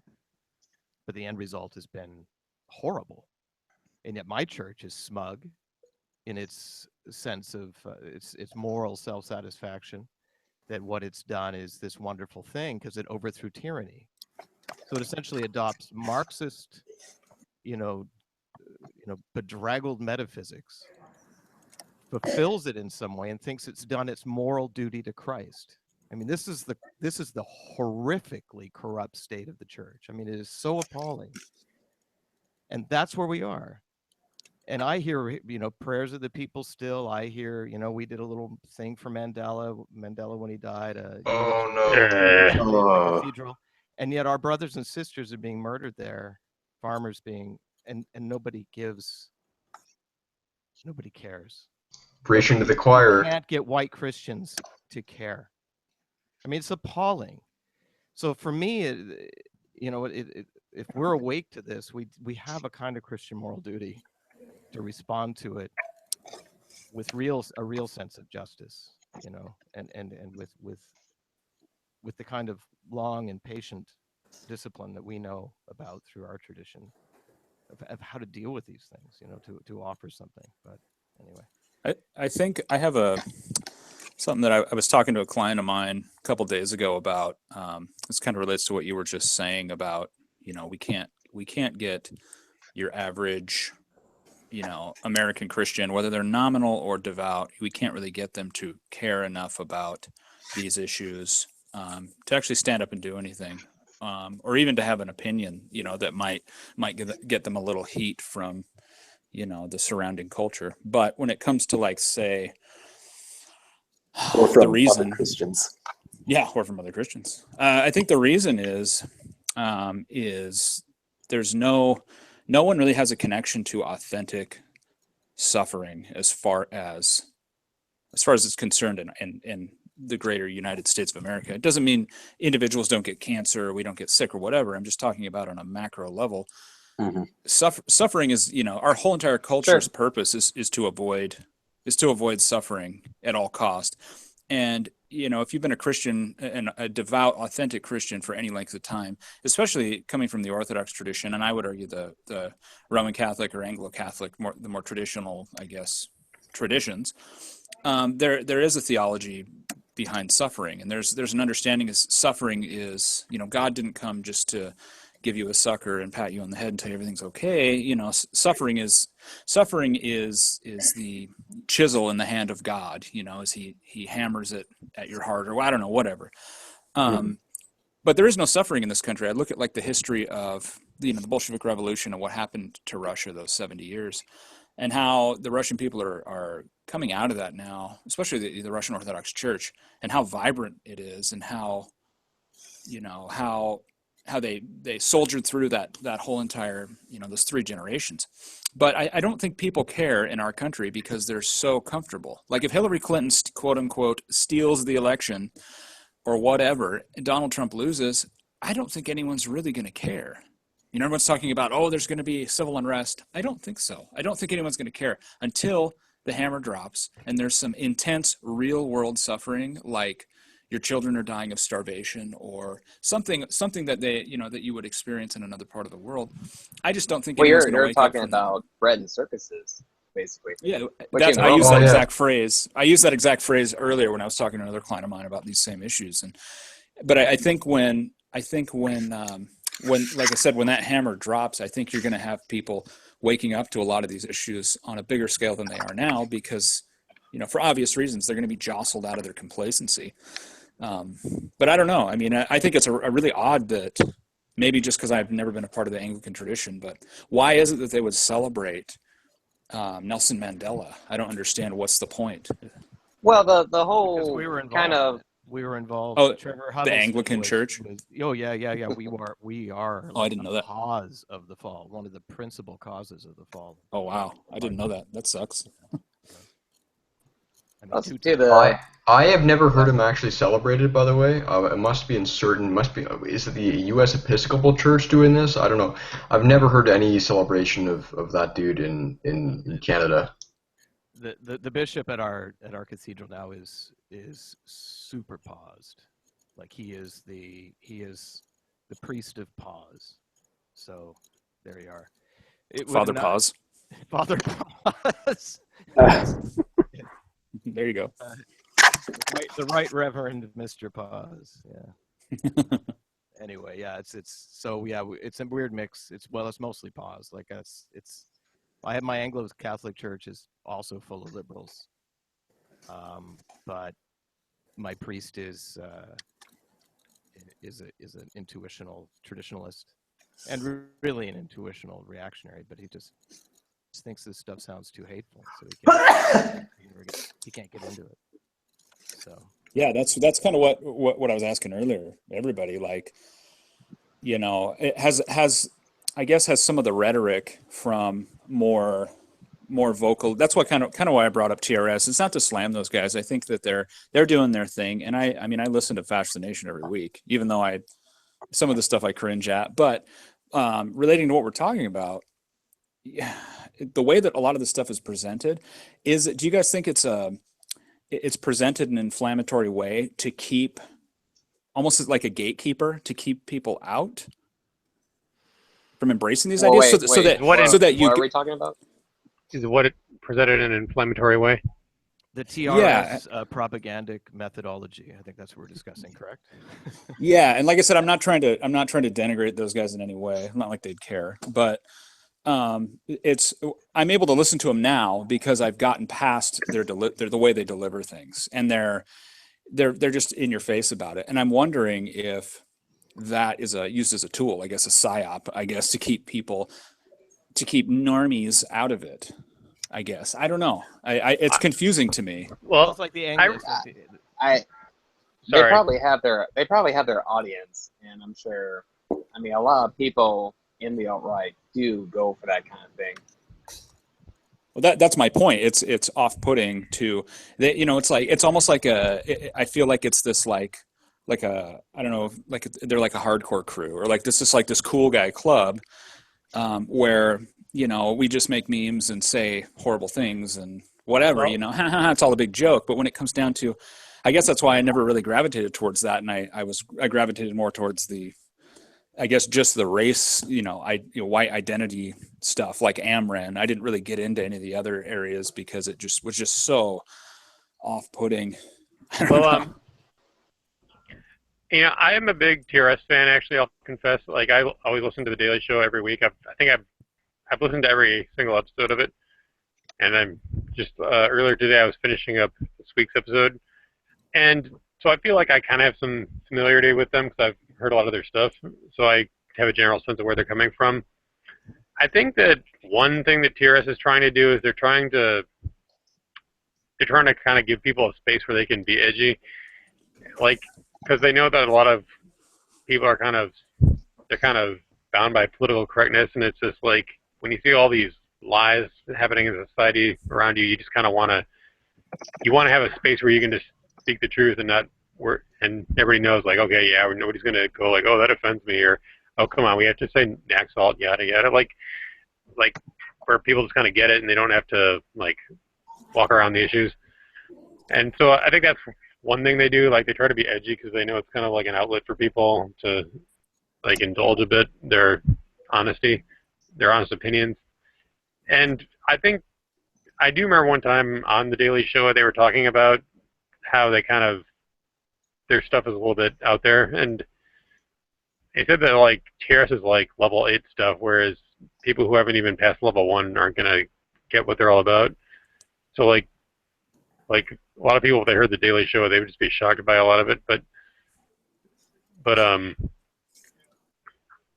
like, I guess I wouldn't say it triggered me or that it doesn't offend me, but that's what I guess I'm glad you explained that to me, because I was wondering if they do it on purpose to sort of to create a barrier to keep it, I guess, an alt-right safe space. You know what I mean? Well, like, I don't know if it's, well, yeah, there's part of it. I don't know if it's like they're trying to keep people out. It's just that it's kind of like they kind of, I think, started it to be like just sort of a brutally honest thing where they could talk about stuff on a certain level without having to necessarily appeal to outsiders. Because I remember one of them was saying, like, I think they were reading a letter or an email they got from somebody where some kid said that his dad heard the Daily Show. He's like, this is bigotry, and I don't want you listening to this. And they're like, okay, dude, like, don't play this stuff for your parents because they're not ready to hear it. Like, and like, he's saying, like, basically you have to kind of like get deep down these intellectual pathways before you can really like accept a lot of what they say, like without getting offended by it. Basically, so, I mean, you're saying that their target audience are people who are already knee deep in the alt-right, not necessarily people who are new to this or people who are researching it or. Right.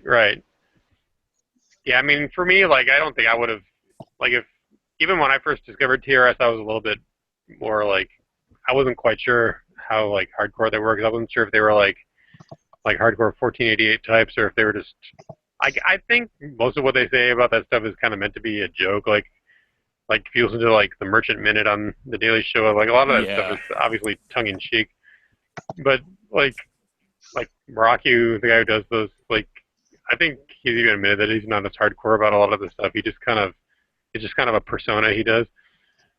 But like, I wasn't quite looking at it, I guess, in the proper perspective as it being functioning as entertainment as well, because right, it's definitely supposed to be entertainment, I think. Yeah, I gotcha. That's why they have all these little segments where they do like parody songs and like stuff like that. Yeah, I guess that makes sense. I don't know. I guess I'm just used to. I don't know. I thought that maybe. I mean, I'm not talking about TRS at this point, but I guess, I don't know, especially as a Christian, I guess red flags pop up when you start to hear, I don't know, when you start to hear certain things, maybe I'm just not red-pilled enough or whatever, but there's just certain things, certain red flags pop up, and you're like, okay, well, how far do I want to go with this? It's challenging what I think, it's challenging what I've learned, from the church or whatever. How much further down this rabbit hole do I want to go, and is it, am I, what am I, essentially, what am I going to allow myself to be exposed to, you know, as a Christian? I guess it all boils down to that. And I think, I don't know, I'm glad you explained the TRS thing to me, because I listen to Fascination is the one I listen to, because I think it's there's less parody, you know, and it's a little more straightforward, just kind of grinding through information. Yeah. But The Daily Show was the first one I listened to, and I was just like, oh my God, I can't, this is not, I don't know. I mean, and I'd already kind of been, you know, woken up to some of this stuff. Yeah, no, I was like, I know they're joking around, but it always kind of left me feeling like kind of dirty after listening to it. So, but saying that again, I mean, that's one thing I do find difficult. You know, I'm not a prude in that I don't, but I do believe in working towards the clarification of my soul. I think as a Christian, that's something we do. So we don't want to be. I mean, I've never watched a full pornographic film in my life, but I know what pornographic films look like because I've seen lots of little clips showed up on my computer, or right. We're so subjected to this stuff all the time, and I do find that stuff there, and also at the Daily Stormer in the comment section. It wasn't internal. Yeah. This last time, but there was like this kind of like just horrible porno raid on one of the streams there by some guy who didn't know how to argue. All he knew how to do was be a demon, you know, and just try to corrupt everybody there with his, you know, vile pornography, right? Could you speak a little louder, William? You're a little soft. Oh, yeah. Sorry, I will. Okay. I will turn it up. I will turn up the input. There we go. So I feel that, yeah, I just kind of sometimes feel a bit tainted, and I don't care. That's their life. They're secular guys. They're vulgar. They want to be vulgar. What do I care? Like, I don't have any judgment about it. It's just, for me, I just kind of wonder, well, if it were Lent, I probably wouldn't be going there. Yeah, it's something that it makes you want to stay away from it, kind of, you know. Well, what helps for me is my wife actually stalks my Twitter account, so she keeps me accountable that way. Yeah. Because sometimes I will get tempted. If I'm talking to someone to get maybe snarky or kind of insulting, but then part of me goes, okay, number one, God's going to see this. Number two, my wife's going to see this. I'm going to have to explain why I said that. That reminds me, I had the sweetest little trolling expedition with a feminist last night. She attacked me. That's hard to do.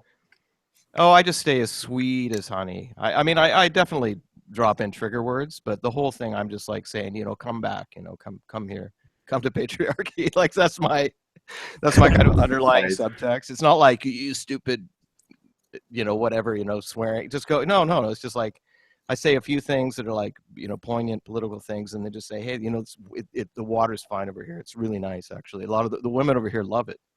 Yeah, don't be mean to people. Just, you know. You will love spreading the mayo on the bread and standing there in the kitchen. You will love it. You will love birthing my children. Coming up behind you, nibbling your neck, or whoever you're married. Oh, so you just, you know, you dig in. Come on over. You will love satiating your instinctual desires. Come on over. Right. I did have a good trolling session a while back with one of those. I don't know if any of you guys ever saw this, but I was telling this woman that she should. I was like, maybe you should get married. She's like, I already am married. I'm like, oh, good. Well, then you need to start having children. And it was kind of funny because I just kept kind of trolling her, going like, start making babies and stuff like that. And her husband actually joined in. I was like, you guys need to have children and stuff like that. And it was just kind of funny because I think it made them kind of uncomfortable. But I just kept hammering home like, have children, have children, have children. Like, well, I'm not. She's like, I'm only in my 20s. I'm not ready to have children yet. And it's like, have children. I had an interesting experience once with a leftist gay Muslim who still claimed to be like a legit Muslim. And it was interesting because it started out, yeah, I mean, I'll admit I was kind of trolling him, but the conversation actually got a little serious. And I did try to kind of, for lack of a better term, witness to him because I was trying to make him see. You know, I was quoting the Quran, I was showing him stuff, and I was trying to, because he was trying to say, well, I believe Allah revealed the Quran, but I don't know for sure. You know, one of those guys.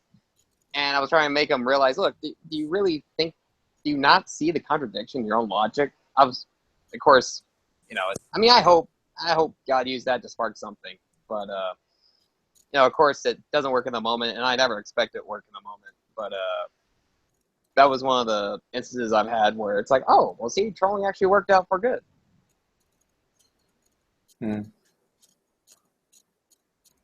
Yeah, I think the thing about trolling is it's a way of sort of like infiltrating people's headspaces and like exposing them to things they aren't necessarily going to be exposed to otherwise.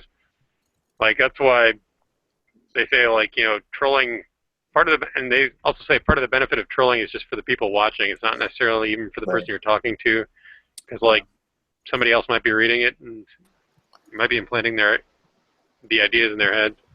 Oh, sure, yeah. That's why I try, and I'm not saying I'm perfect at this, but I try to be as civil and intellectual when it matters, when it comes to that, because I recognize, well, even if I don't convince this person, someone might be watching. And even in the past, I've had experiences where I'm looking at two sides arguing, and one side's presenting fallacies, one side's getting emotional, and the other side's just presenting facts. And even if I want to disagree with that side, I have to admit to myself, he's making some good points, and it at least gets me thinking. Yeah. How do you find the right people to troll? They come to you. No one ever comes to me. It's because you're too nice. I sometimes go searching for just terms that will probably have something stupid attached to them, like undocumented or Trump racist or white people or just something. You'll find all kinds of stupid people, and you can just kind of start making fun of them, and that's kind of how a lot of my trolling starts. Or if there's something really positive trending, you'll find tons of stupid tweets in it, and that'll be a. Or use I tend to troll on YouTube lists more. I mean, don't do a lot of trolling. Like That's the best. The YouTube trolling. You're already there having my gosh. something, right? My favorite thing to troll on YouTube, it's not really any social justice warrior type stuff, but have you ever noticed if someone continually refers to Christ as Yeshua, they are completely out of their mind and have some strange Jesus is my boyfriend religion. Or they're Black Hebrew Israelites. Something like that. Every time it's like you need to get to know God. You must know Yahweh, Yeshua. It's like what? Why do you don't have to? Yeah, it's like you know him more than I do because you use some old you I could try to switch to Hebrew with them, but my Hebrew sucks these days. They would just go. I once described those Christians as the Christians who look at Jesus as that cool older cousin who asks you to go on a summer road trip but doesn't mind if you say no. That's exactly what it is. Yep. Yeah, YouTube can be fun because I mean, I think that's really all those comment sections are. Actually, my favorite comment sections to read on YouTube are all the Fox News clips. Those are my favorite. For various reasons, but yeah, I like it. Well, watching their posted clips and then trolling them. Yeah, or you'll see like it'll be like blah blah Trump, blah blah blah Hillary, blah blah Trump, and then about every 4 you'll have someone with a Hispanic last name that will write something about Trump being a racist, of course, and then you'll get a bunch of people on there misspelling words and using profanity and then putting Trump in all caps at the end. It's almost like clockwork. You can like go through each video and count how many down you're going to get them. The Mexican, angry Mexican, and then all the Trump in all caps. But I don't know. I'm kind of sad that the election's going to be over because this has been so fun the last few months. Everything has been so exciting. Well, it'll be nice to have Trump if Trump wins, just to see what happens. Yeah, I hope part of me honestly, like, I mean, I hope he does win, but if he doesn't win, it's going to get even more interesting. The world is, I think, and maybe not in a good way, but as far as purely entertainment value, our country will, the more right-wing elements of our country will, there's going to be a right-wing renaissance if Hillary wins. I'm telling you right now, right-wing media renaissance. It's going to explode even more so than it already has. I think. Definitely.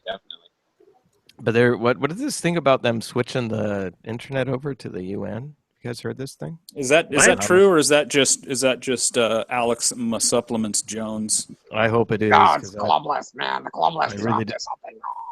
I don't really look forward to persecution myself. I don't have a fetish for it. Is there like truth in that though? In that you? I don't. I mean, I read something about it. I've heard it a few places, but it could be Viagra Jones. Yes. Well, what's the dealio? Is it like the UN take over control of it, or what? Yeah, essentially somehow under their auspices, which would mean that the standard of, the U.S. standard of freedom of speech, which is defended by, civil libertarian lawyers and so forth, which is, still, anyway, the sum total of what they do, is it virtuous or not? I don't know, but it does at least keep this space open. Mm-hmm. She could start, hunting people down. They're doing some weird thing. They're always pretty passive, though. So I've kind of realized maybe the left isn't actually anywhere near as formidable as we thought. We still have, Bolsheviks in our mind, and these people are pretty limp-wristed Bolsheviks. Like, they just don't have the taste for blood. Like, they just don't. I don't think they do, really. Like, some of them do. The Clintons might. Yeah. But Clintons for sure, yeah.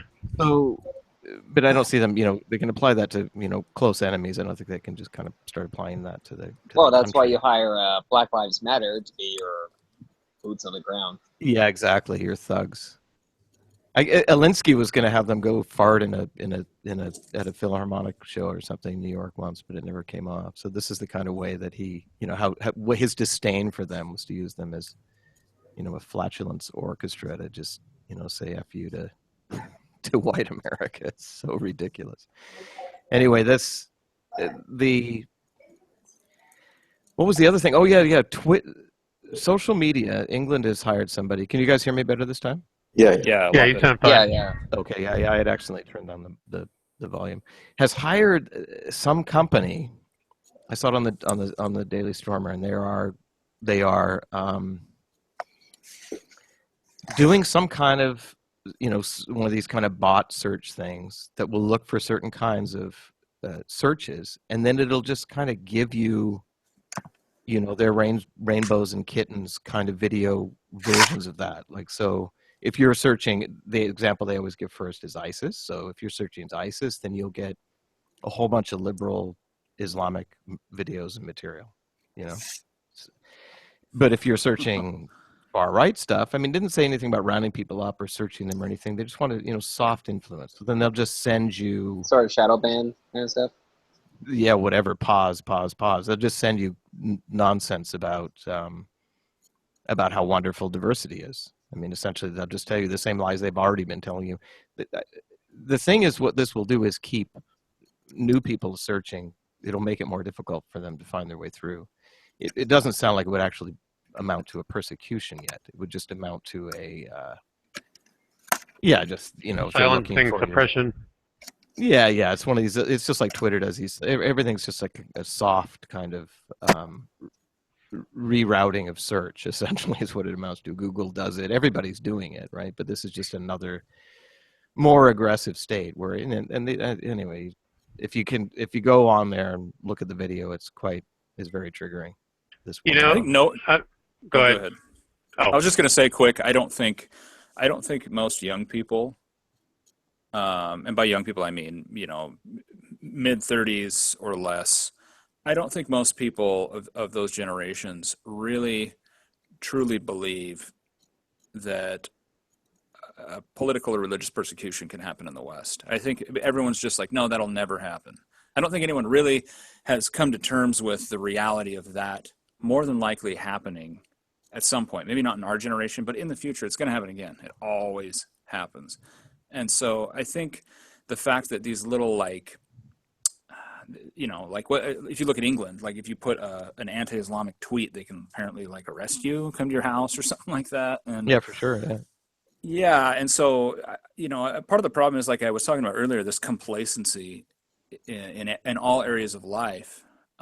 People just really don't believe that that can happen. It's like, oh, that's in movies, or oh, you know, that happened during World War II. It's like this myth of progress that somehow now, you know, everything's so good it can never go back to that level.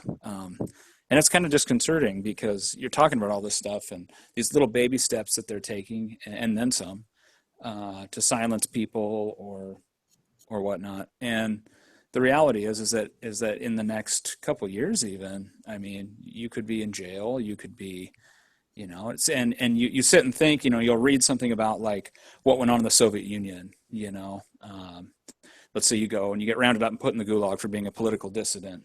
You know, you can look back, hindsight's 2020, and you can look back and see, you know, okay, well, you know, the Soviets were nasty, evil, and you know, this person was innocent and blah, blah, blah. You know, you can read it, you can look at that and kind of make those judgments.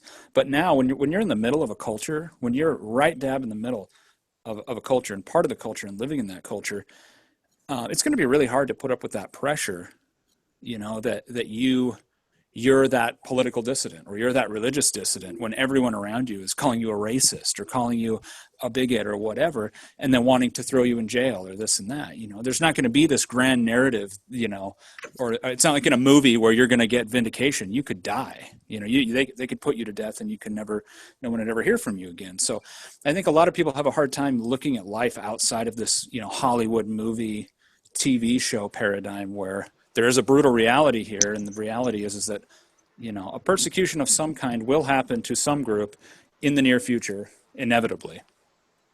Well, if you had gone to Russians in 1910 and told them that in at least 10 years, their priests were going to be dragged out of churches and shot, their nuns were going to be tossed down mine shafts with grenades rolled after them, and their churches would be demolished, if you had told them that, they would have just laughed at you. Like, yeah, right, like that would happen.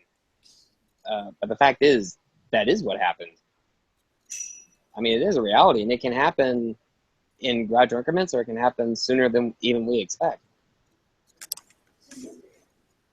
Yeah, that's the scary thing, is that there's no one, most people don't grasp the reality that will happen.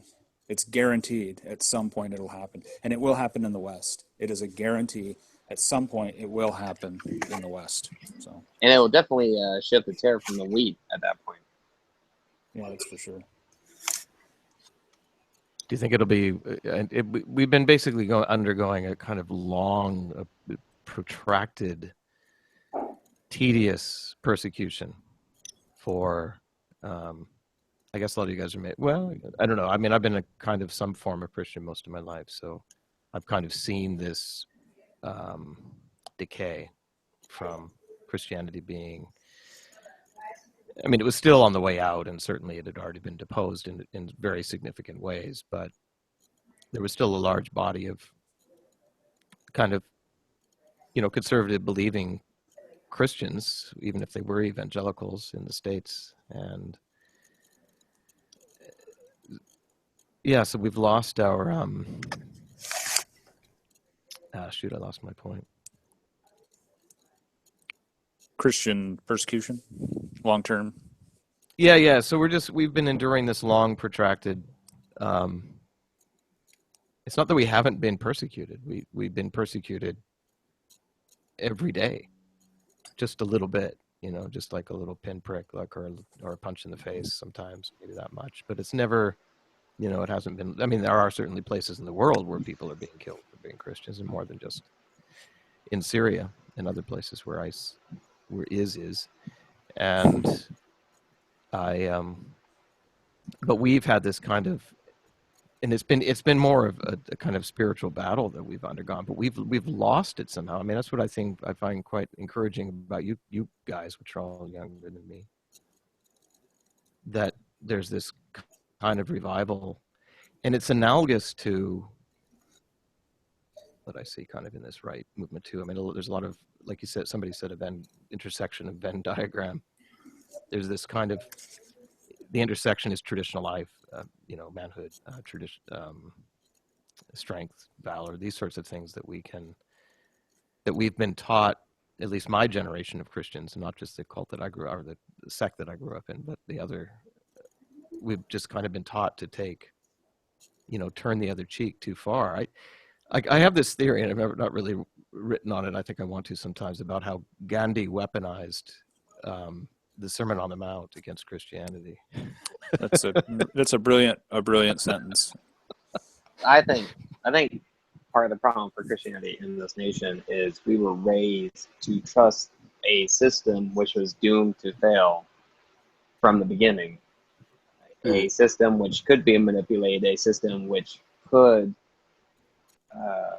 destroy religion because it had removed all the safeguards for the state's religion.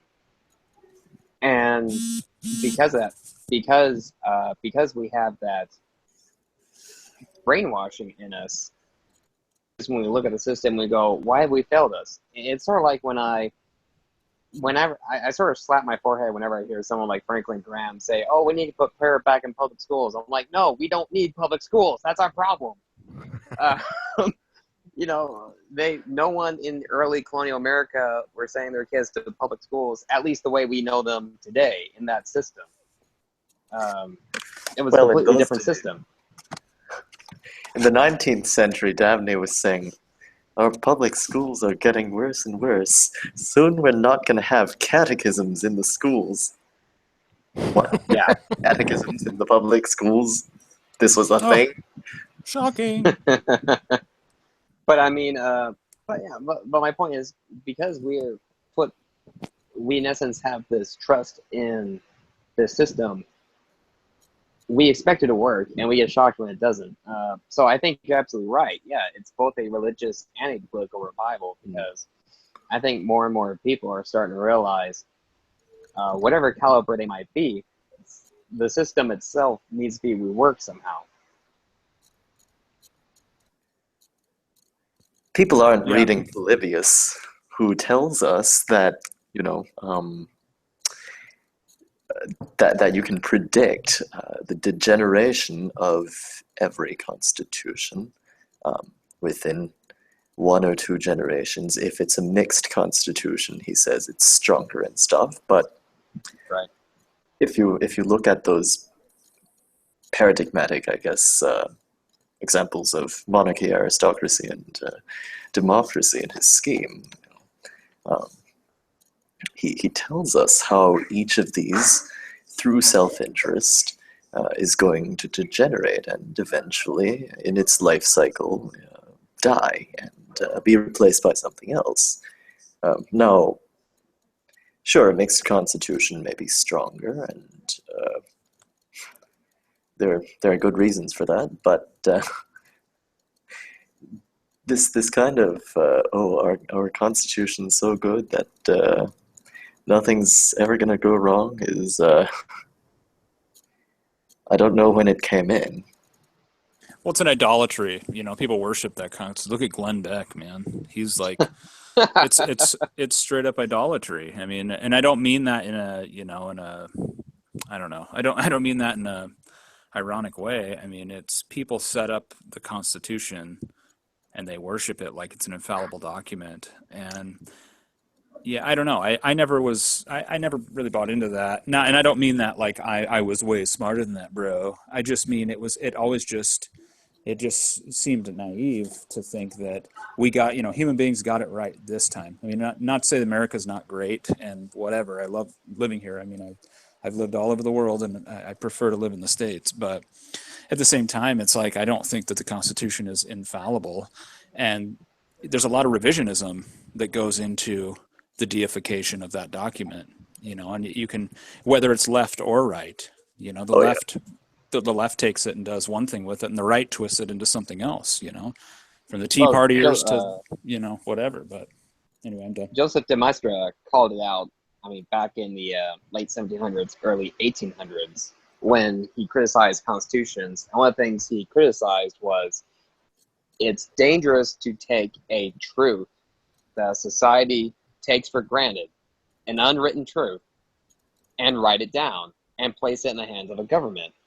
Yeah. Because the issue is, who's to say that government down the road is going to change that and hence change the truth? So, let's consider the Constitution, right? The Founding Fathers had an idea about firearms. They said, yeah, if a government gets too tyrannical, you can overthrow them. And that's with the militia, which in their minds was every single boy or man capable of picking up a rifle and going to town. Now, the problem is, okay, they took an unwritten concept that was pretty much actually understood in every society at that time, and even before then. A lot of people, I think, don't understand how widespread that was anyway. But they took an unwritten concept and they wrote it down. And when they wrote it down, now you've got people today reinterpreting, well, what does militia mean? Well, what does it mean to own a firearm? Well, do you really need to fear your government? And that's the issue with any constitution which attempts to, in and of itself, like you were saying, become an idol, become its own god. Well, They were it's got also its roots. What's that? Just real quick, they were naive in that they thought that the people would be united and not divided. I mean, by the time you get to the Civil War, you know, essentially that was kind of what was going on in a way, but it was too late, you know. Yeah, that's a good point. I think the thing that sticks out the most for me is understanding the connection between the French Revolution and the American Revolution, and that whole zeitgeist, that whole mentality. And you know, we look at both of those instances, and you hear a, you know, when you think about the American Revolution or even the French Revolution, you hear this music in your head of Yankee Doodle, and you know, you hear like the drum, you know, and you have all these mental pictures that have been fed to you that you know, all these I don't know, these Pavlovian things that you see that make you think of the revolution and how glorious it was. And I'm not saying it's bad per se, but there's a lot of baggage that comes along with that whole era and what was going on intellectually in the West, especially. And it wasn't all good, you know. It wasn't just a bunch of Protestants that wanted to, you know, come over to the States and make good and not be persecuted, and you know, this very pie in the sky understanding of America. But yeah, I mean, all revolutions, you know, inherently spring from a pretty dark place, in my opinion. You know, you don't have revolutions because everything's great, you know, and there's problems on both sides. If there's one thing that I appreciate that I've come to realize out of, you know, dipping my foot in the alt-right pond is a better ability to look at wars objectively, you know what I mean, and to maybe take a look at world events in a way as to where I wouldn't have looked at them in that way beforehand.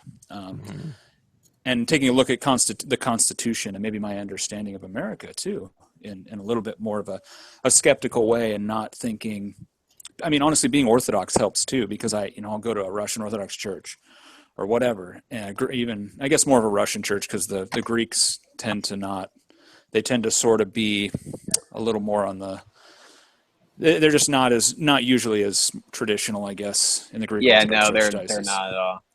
No, I mean, some are, but for the most part, I mean, St. Anthony is the monastery for sure is, but you know, as far as the white clergy, they're not white as in non-monastic. But anyway, yeah, you go to a Russian church and you see there's a really strong sense of ethnicity and community, even in a predominantly convert parish. And a lot of Americans flock to that because we just really don't have that identity. I guess that long historical identity that, say, the Russians do. And a lot of that's, I guess, rooted in how our country came about, and the fact that we're not that old, and the fact that I think everybody's just sort of, our country is a quintessential example of fake it till you make it. You know what I mean? Well, a big problem too is with the rise of evangelicalism. You had a kind of interdenominational and also a strong view of seeing the church minimized in its role with the state. which not necessarily, I mean, it kind of was stemming from the sentiments after the 30 Years' War, and then the Cromwell and his little shindig, which left a lot of people, especially in the Anglo-Saxon cultures, not really fond of the idea of church and state having any kind of relation. But the funny thing is, before that time, before you had that sentiment and the rise of evangelical thought, it was actually in all Christian cultures, you had a sense of identity and religion. I mean, a Scottish Reformed Christian might travel to Geneva, where you had Swiss and French Reformed Christians, but they would be welcome because they were religious brothers. But at the same time, within Scotland, the church and the people were seen tied together. There was that kind of cultural identity. Mm-hmm. And actually, this is kind of funny to bring up. I finished reading Liberty or Equality. I forget the author's name because it's a long German name and I keep forgetting it. But he's a Roman Catholic, and he actually makes the argument, because he's very, very much against ethnic identity. But he makes a strong argument that it was actually Protestant cultures that were very strong ethnic identity. Like he cites the Boers in the southern parts of Africa, who were Calvinists. They were Dutch who had gone to Africa. And he cites them as an example of people who had very strong ethnic guidelines or ethnic identities. Sorry, I'm multitasking here with my baby monitor. Well, I think, I mean... it was common. It was actually common in the Christian world. No one really questioned the idea of a people as a culture having identity religiously. Right. Until you had the American Revolution, or that time period, I should say, excuse me, and the French Revolution as well in its aftermath. Yeah, I think there's I don't know how familiar you guys are with the situation in the United States with the Orthodox Church, and how you have like the Russian Orthodox Church and the Greek Orthodox Church and the Serbian Orthodox Church. I'm not going to go into the history of Orthodoxy in America, but that's a very non-canonical situation that we have, and they've been trying to alleviate it for years. But part of the problem is, and this is just an observation that I made with a friend of mine when we were talking, so just kind of my own personal view, but is that America doesn't really have a culture per se to bring into Orthodoxy. And I'll unpack that quickly. The reason why I think that there's all of these jurisdictions, I mean, one of the reasons, not the only reason, one of the reasons why there's still all these jurisdictions is America doesn't have, I mean, the tradition of Western Christianity is Roman Catholicism or Protestantism, and it's so disjointed and shattered, for various reasons, that I don't think that you would be able to really bring that into, and orthodoxy, I guess. And so I guess my point with that is we're all sort of like ethnic orphans. At least that's how I personally have always felt. Even though I know, I'm Swedish, whatever. In our country, I don't know if it's just a recent thing or if it's the last 50 years or 100 years or actually, Michael Jones talks a little bit about this in, I think, The Slaughter of Cities. But how ethnicity, not race, I guess, but culture and ethnicity has been, I guess, so frowned upon that most Americans don't really understand how to embrace that. And so they run to, I guess, groups or labels or churches or whatever that give them some kind of, some kind of really strong identity, whether it be, and it's not just ethnicity. I'm talking like people that, LARP and dress up as goths, and like you see them at like the grocery store, like what are you doing? Why do you have face paint on? You're at, you know what I mean? You're at 7-Eleven. What's going on?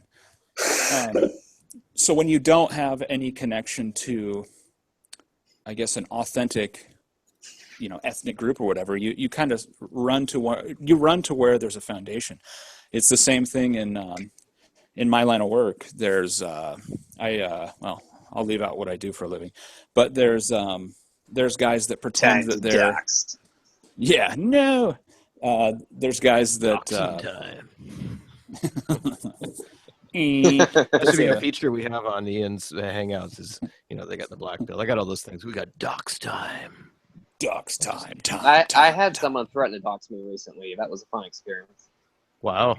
I'm self-employed, so dox away. What was that about? Yeah, I am too. What, me? There's got. Yeah, Oh, Henry, who's threatening to dox you? Did you go to my Twitter account? I think I still have it as my pin page, but if you click on the pinned tweet, I think I kept it as a whole thread. You can go through it. Basically, said that Copernic or whatever, the football guy, was inspiring their kids to dishonor the flag, and so I said, this is what I said, all the more reason to deport him. I'm not. They were talking about kids, plural. And Copernic. I said him. Clearly, I'm talking about Copernic. And they quote tweeted me and said, "I hope one of my followers doxes you finds all your personal information, ruins your life." And I saved a screenshot of it because I knew it was probably not long for this world. But I quote tweeted them, and they deleted the tweet, but they also made another tweet saying, "Hey, if I quote tweet a Nazi, it's for you people to pound them to the ground and destroy them." And I saved that too. Nazi. Yeah, because you know me, I'm the biggest Nazi ever. Oh yeah. And I'm and Nazi. long story short, I reported The them to doxing Twitter. Nazi. I'm the doxing Nazi. Long story short, I reported them to. I reported them to Twitter. I shared all the information. Twitter said, "Oh, well, that didn't violate the rules, even though it's targeting harassment." But Well, no. okay. The first thing they asked they said, "Wait, are you white?" And you said, "Yeah." And they said, "Oh, yeah, that doesn't violate anything. Never mind." Oh. Yeah. Exactly. Okay, so I have to make sure if I'm ever in that situation. In that situation, I say I'm not white. I'll say I'm white when I want to be white. Yeah, I'm not white. Remember that. Did my ramblings about I sort of lost my track there. Did what I was talking about when it comes to identity, I guess, make any sense as far as when people embrace subcultures, or if they embrace like someone like a white guy that wants to be Japanese? Does that make sense? No, I definitely get what you were saying. I remember Wife with a Purpose had a video where she talked about how when she was in high school, there's a lot of people who gravitated toward the gay culture just because it was an actual culture of its own, and so she thinks a lot of people were like actually trying to become gay, sort of, or trying to associate with gay people because it felt like it was a culture that they could be a part of because they didn't really have an authentic culture of their own. Like, it kind of reminded me of that same principle of what you were saying. I'm kind of reminded of whenever I hear about, because those people About what? they get into a nerd culture. Like, oh my god, I want to talk about Star Wars. I don't want to be reminded of nerd culture. Big Bang Theory is not accurate. Episode 77, right? So Kirk was using this special tool, and he just... Wait, I thought The Big Bang Theory was gay culture. Oh. You're close. Big Bang Theory is Will and Grace for nerds. Oh boy. Okay. I don't mean this in a pretentious way. I've actually never watched, seen clips and stuff of it, but I never really interested me. It's not that funny. It reminded me of like show, but yeah. That Sheldon guy reminded me of. He just reminds me of that turd from that show Third Rock from the Sun. Are you talking about the squinty eyes? French Stewart? Yeah, but way less man. French Stewart. I'm French Stewart. That guy. Yeah. I was like, wait, is that French Stewart? My wife was like, no, what? There was a lot of overlap between those shows. Are they the same producer? Yeah. Oh, really? No. I don't know if they are or not. They just basically it seems like that show, and then there was that show. They're pretty much in many ways Blossom? the same coming kind of. from the big giant head. Sorry, I had to drop in a Third Rock reference. It's just sort of. You 90s kids will get this stuff. I'm a 90s kid. It's just sort of that smirking atheism. Yes.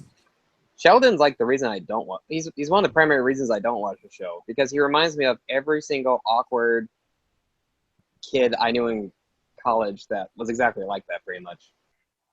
Really? People tell me that I remind them of Sheldon sometimes. Do you punch him in the face? No. Oh, well, you really should. Okay. Well, these are relatives of mine, though. And Nice. okay, and your point is, Well, I suppose that there's a time to punch relatives in the face.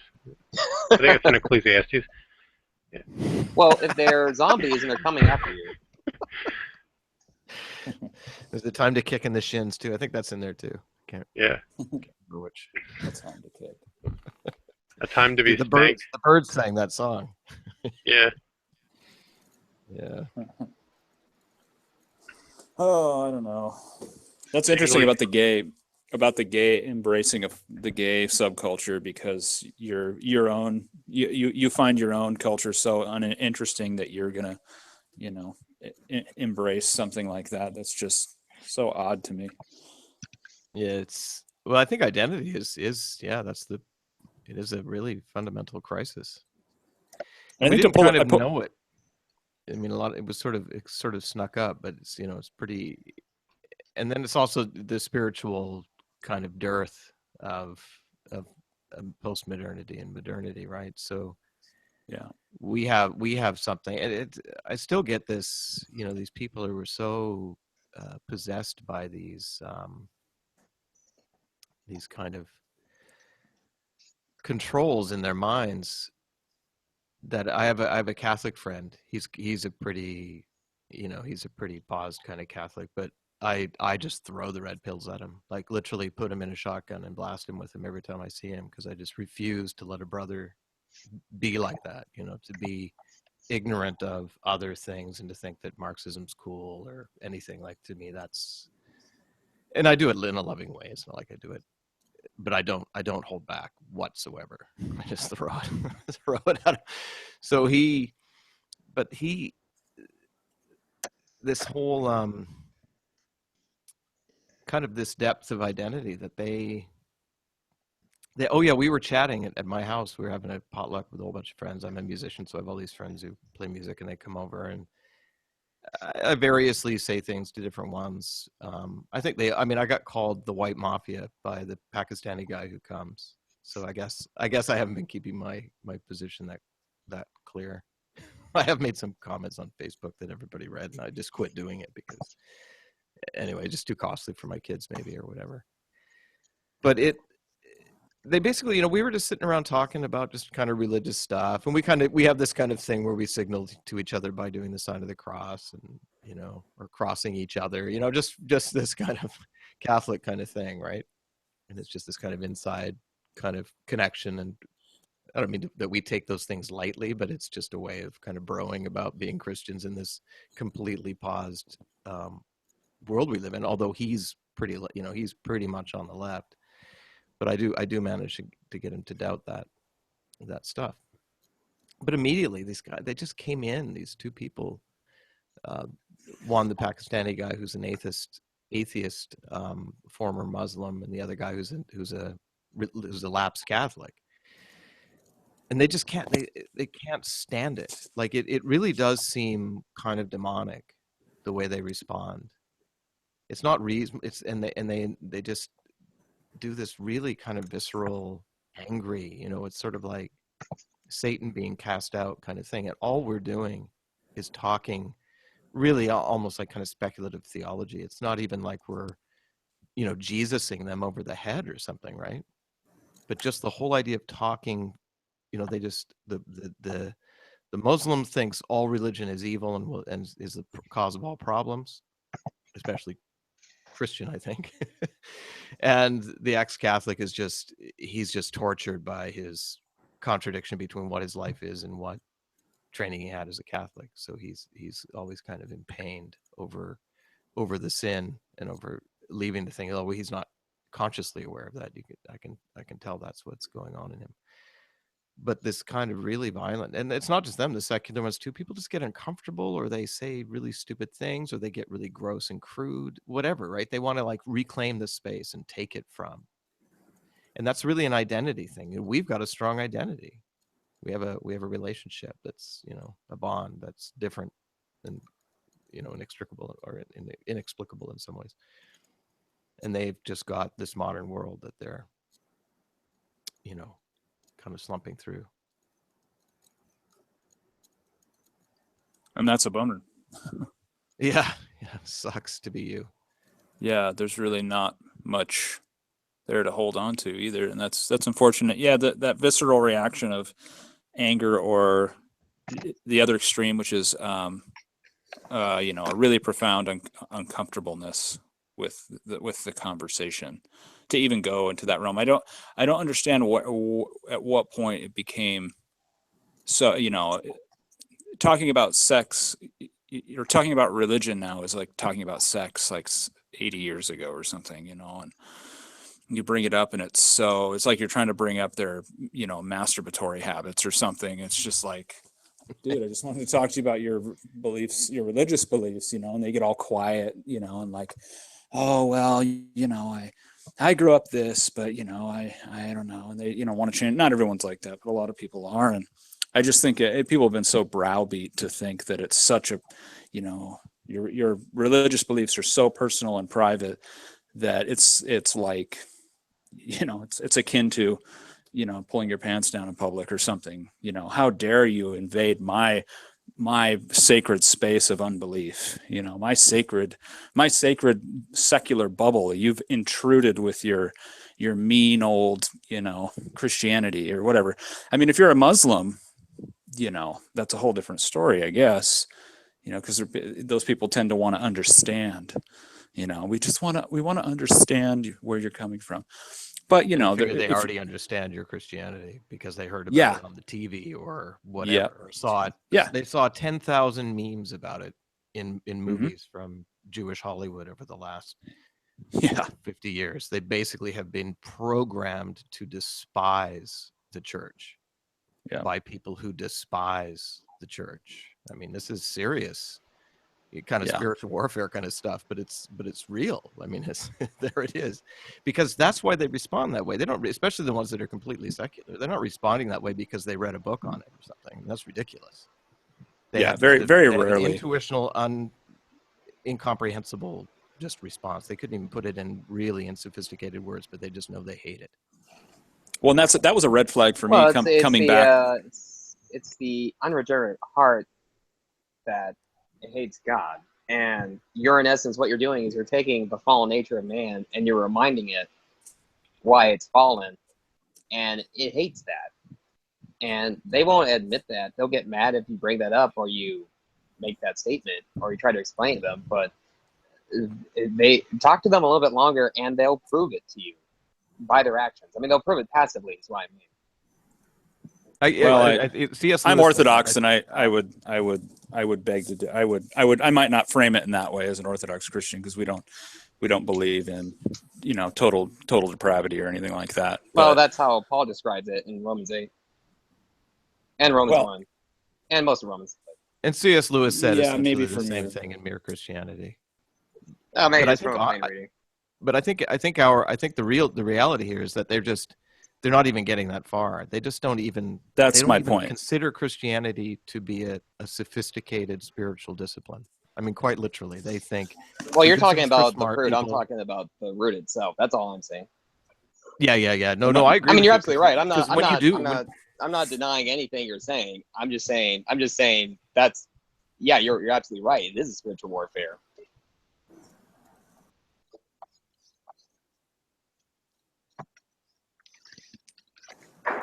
Mimetic warfare.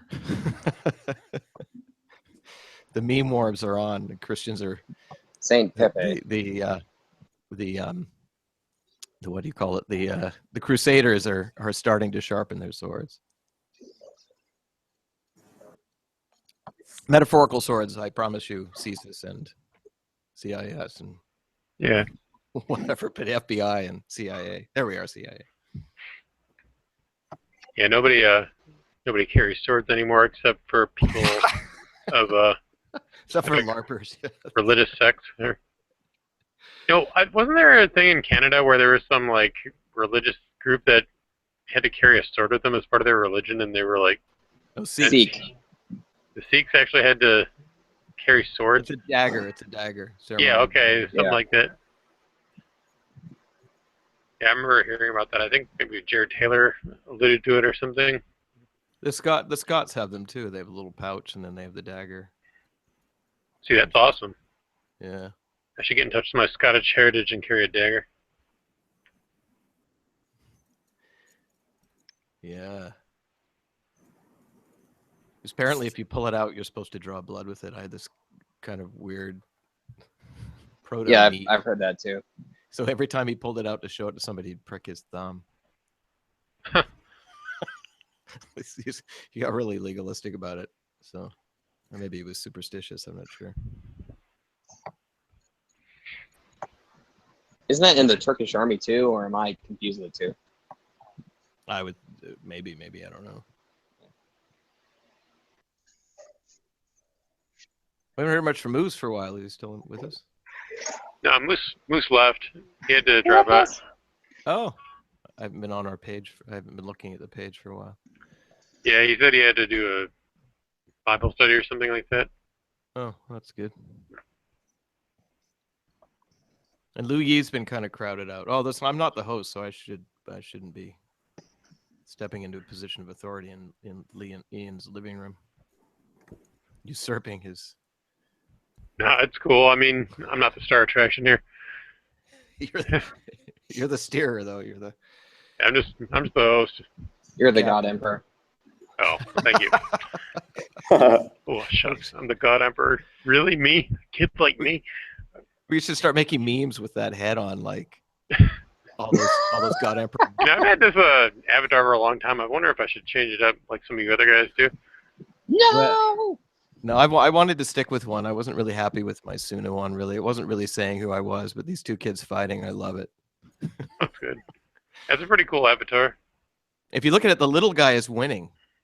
If It you kinda look looks carefully like at this picture, and he's holding himself firm, and he's totally confident. And the Yeah, bigger you're kid right. is afraid. He's like, he's in defensive, and the little guy's in offensive mode. And the little kid's an Aryan.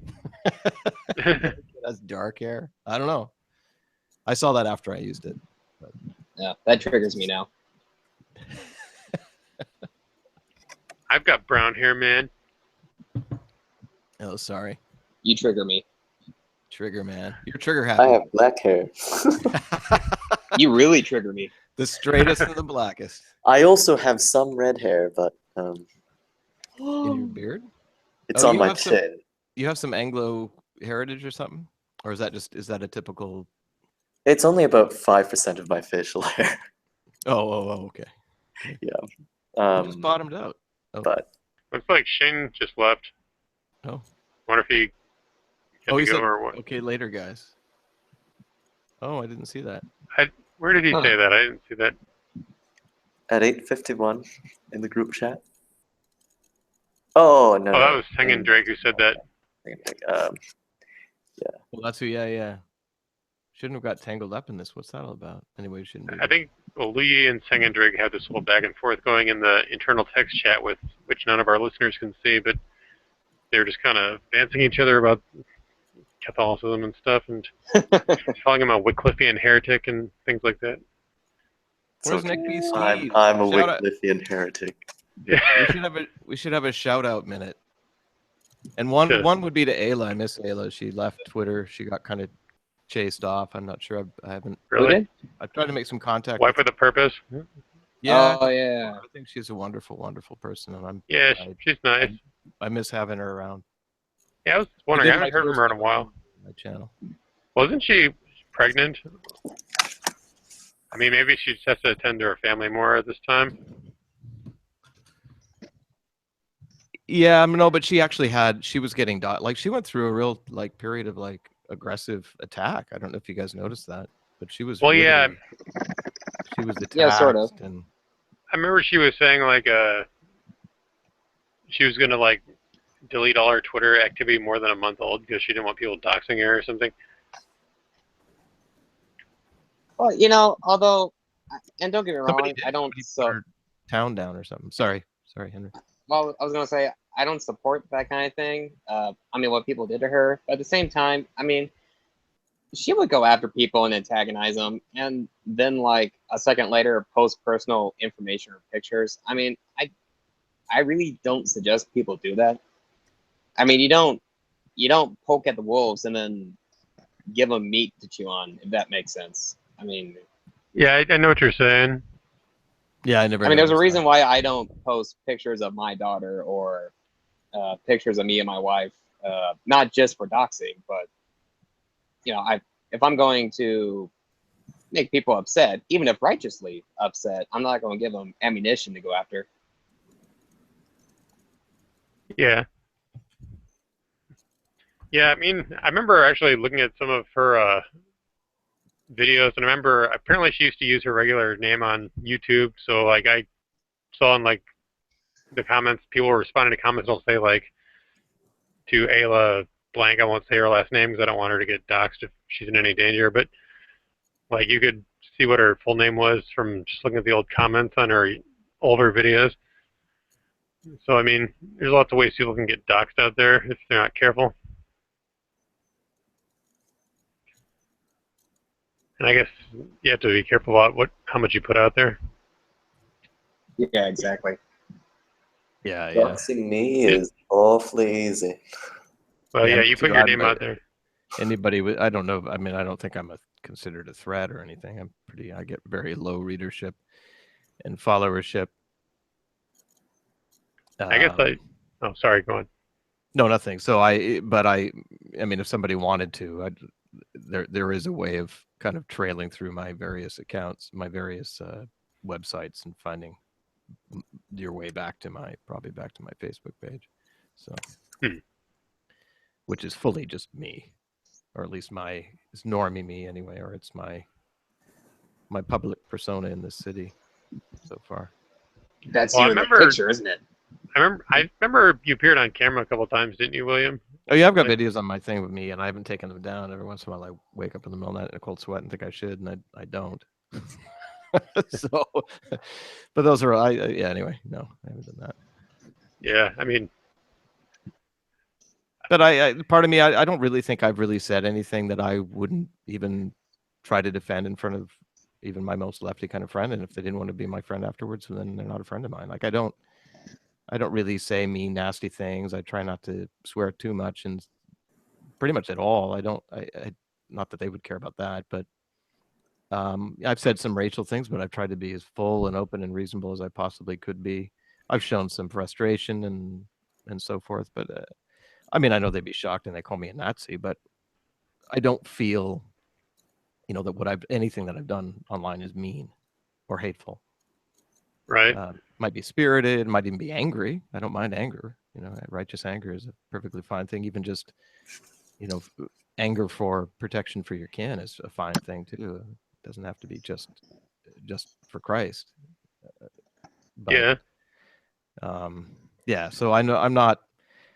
I've kind of put the stuff up and then allowed myself to get kind of used to the idea. And, really, I mean, there's some people I know I know a lot of people in this, probably a couple hundred people that I would say that I know casually, at least.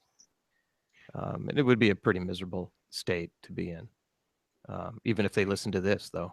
And what if we made some joke? Yeah. Yeah. But they probably wouldn't get too far through it. They say, oh, it's some Christian thing. Oh, God. Right. So there's the buffer. They got the Christian safety, but nobody wants to endure the listening through to find out what it's all about or find out what I'm about. Yeah, I do sometimes wonder how much interest something like this would really have to anybody who's not already part of this whole sphere. Because would they actually have the patience to sit and listen to us talk about all this Christian stuff?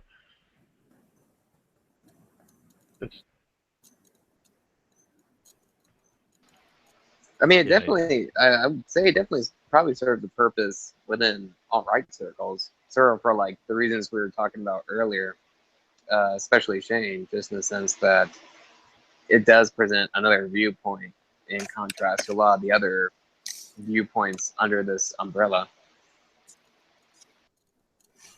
Yeah. Yeah, I've been enjoying these. Sometimes I feel like sometimes I'm like, do I really want to set this whole thing up again? Because sometimes I'm worried that it's not going to go well or whatever, but these tend to go all right, so. Sometimes these take a lot out of me just because I'm an introvert, so talking to people like tires me out. But I don't feel that tired right now, though. I don't know why. We're doing fine. Ask a triggering question at the beginning. See what happens. Why at the beginning? Just because we're gonna. That'll guide the whole episode. Oh yeah. I'm still trying to work out the whole like the format of these things. Like I've been trying to do where we have just open topic episodes or some where there's like a theme, but I guess I'm trying to figure out if there's like a good balance. Like is it good to have maybe just like a couple of topics to hit, and not like say, okay, for this episode we're going to talk about this, because I mean it's fun to have sort of room to discuss other things as well. Because we end up doing that anyway. So like that episode number 14 we did where we were talking about all the poll memes and stuff. I mean, that was a pretty fun episode. Yeah. That's kind of the nature of conversation. Yeah. I was actually listening back to a bunch of the ones we did recently just because I try to listen to all these in their entirety, and I believe I've listened to them all fully. But yeah, I remember no one just kept laughing out loud. I mean, Henry, you came in at the end of that one. You missed a lot of fun. Oh yeah, that was and Mark was like, I summoned him. Yeah. That was the one Was I there? I don't think I was there for that one. No, you were there, William. I remember. Oh, was I? That was where where I fell asleep? No, I'm talking about number 14, the one we did like a month ago, I guess. Oh, okay, yeah. Yeah, I was there. Yeah. Where Mark was looking at all the poll memes and stuff oh, like yeah, that. yeah. And Joshua, that guy, Joshua Jennings was with us from Twitter, and he was you could hear his parents talking in the background, and yeah, that's right. Saying like, "Don't eat those raspberries" or something. I don't remember what they were saying. We started talking about the raspberries and then Ted Nugent, and it was pretty fun. I was just laughing throughout the whole thing. It was a really fun conversation. And then Mark found out. Yeah. I tried to post him last time. I'll do it again. Mark found out that Stephen Fry was Jewish, and he's like, "Oh, for crying out loud, every time."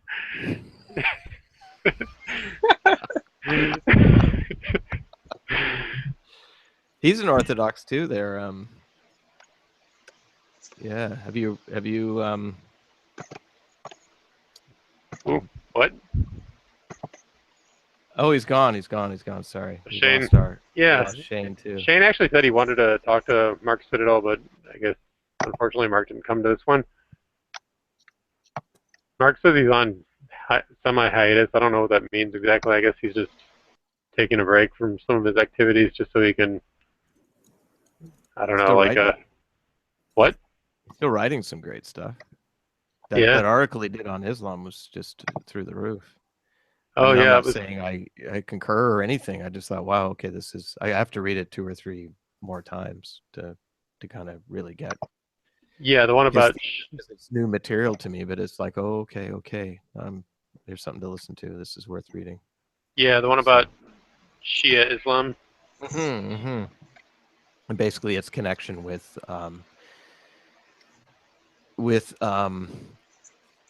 Iran.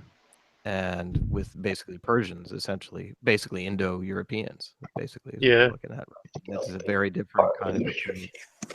And then, interesting, also on Red Ice, you'll hear like interviews with guys talking about basically there's an Aryan revival movement in Iran. He says it's the only place you can talk about being an Aryan and nobody cares. Like you don't get condemned. So interesting. Yeah. Those are our distant cousins over there. Yeah, it's funny how that is. Yeah, I don't know what I mean. Islam would be interesting. Have we done Islam already? I guess we kind of do it. Well, we haven't had like things blow up. We talk about it. Is that how it works? Yeah, basically. That would be an interesting topic. Or if priests get beheaded. Oh yeah. That stuff. What is our duty to this stuff? I don't know what to do. Even like Ursula Haverbach, She, do you know who that is? Have her Who? back to the Name sounds familiar. She's the German grandma, basically. She's 80 something. She's going in jail again for Oh, Holocaust right. or under whatever they call it laws. And I just worried. I mean, does she have anybody backing her up? I mean, did she even get cards in the mail, or or is she just there, just complete, spending her literally her sunset years and moments being, thrown in jail by this, bizarre Bolshevik state that she lives under. I don't know. Bizarre. I just wonder about that. Like, what? Anyway, I'm going way off topic. But what kind of are our moral duties to community? First of all, Christian community, I guess, in this context. But even, do we have any kind of?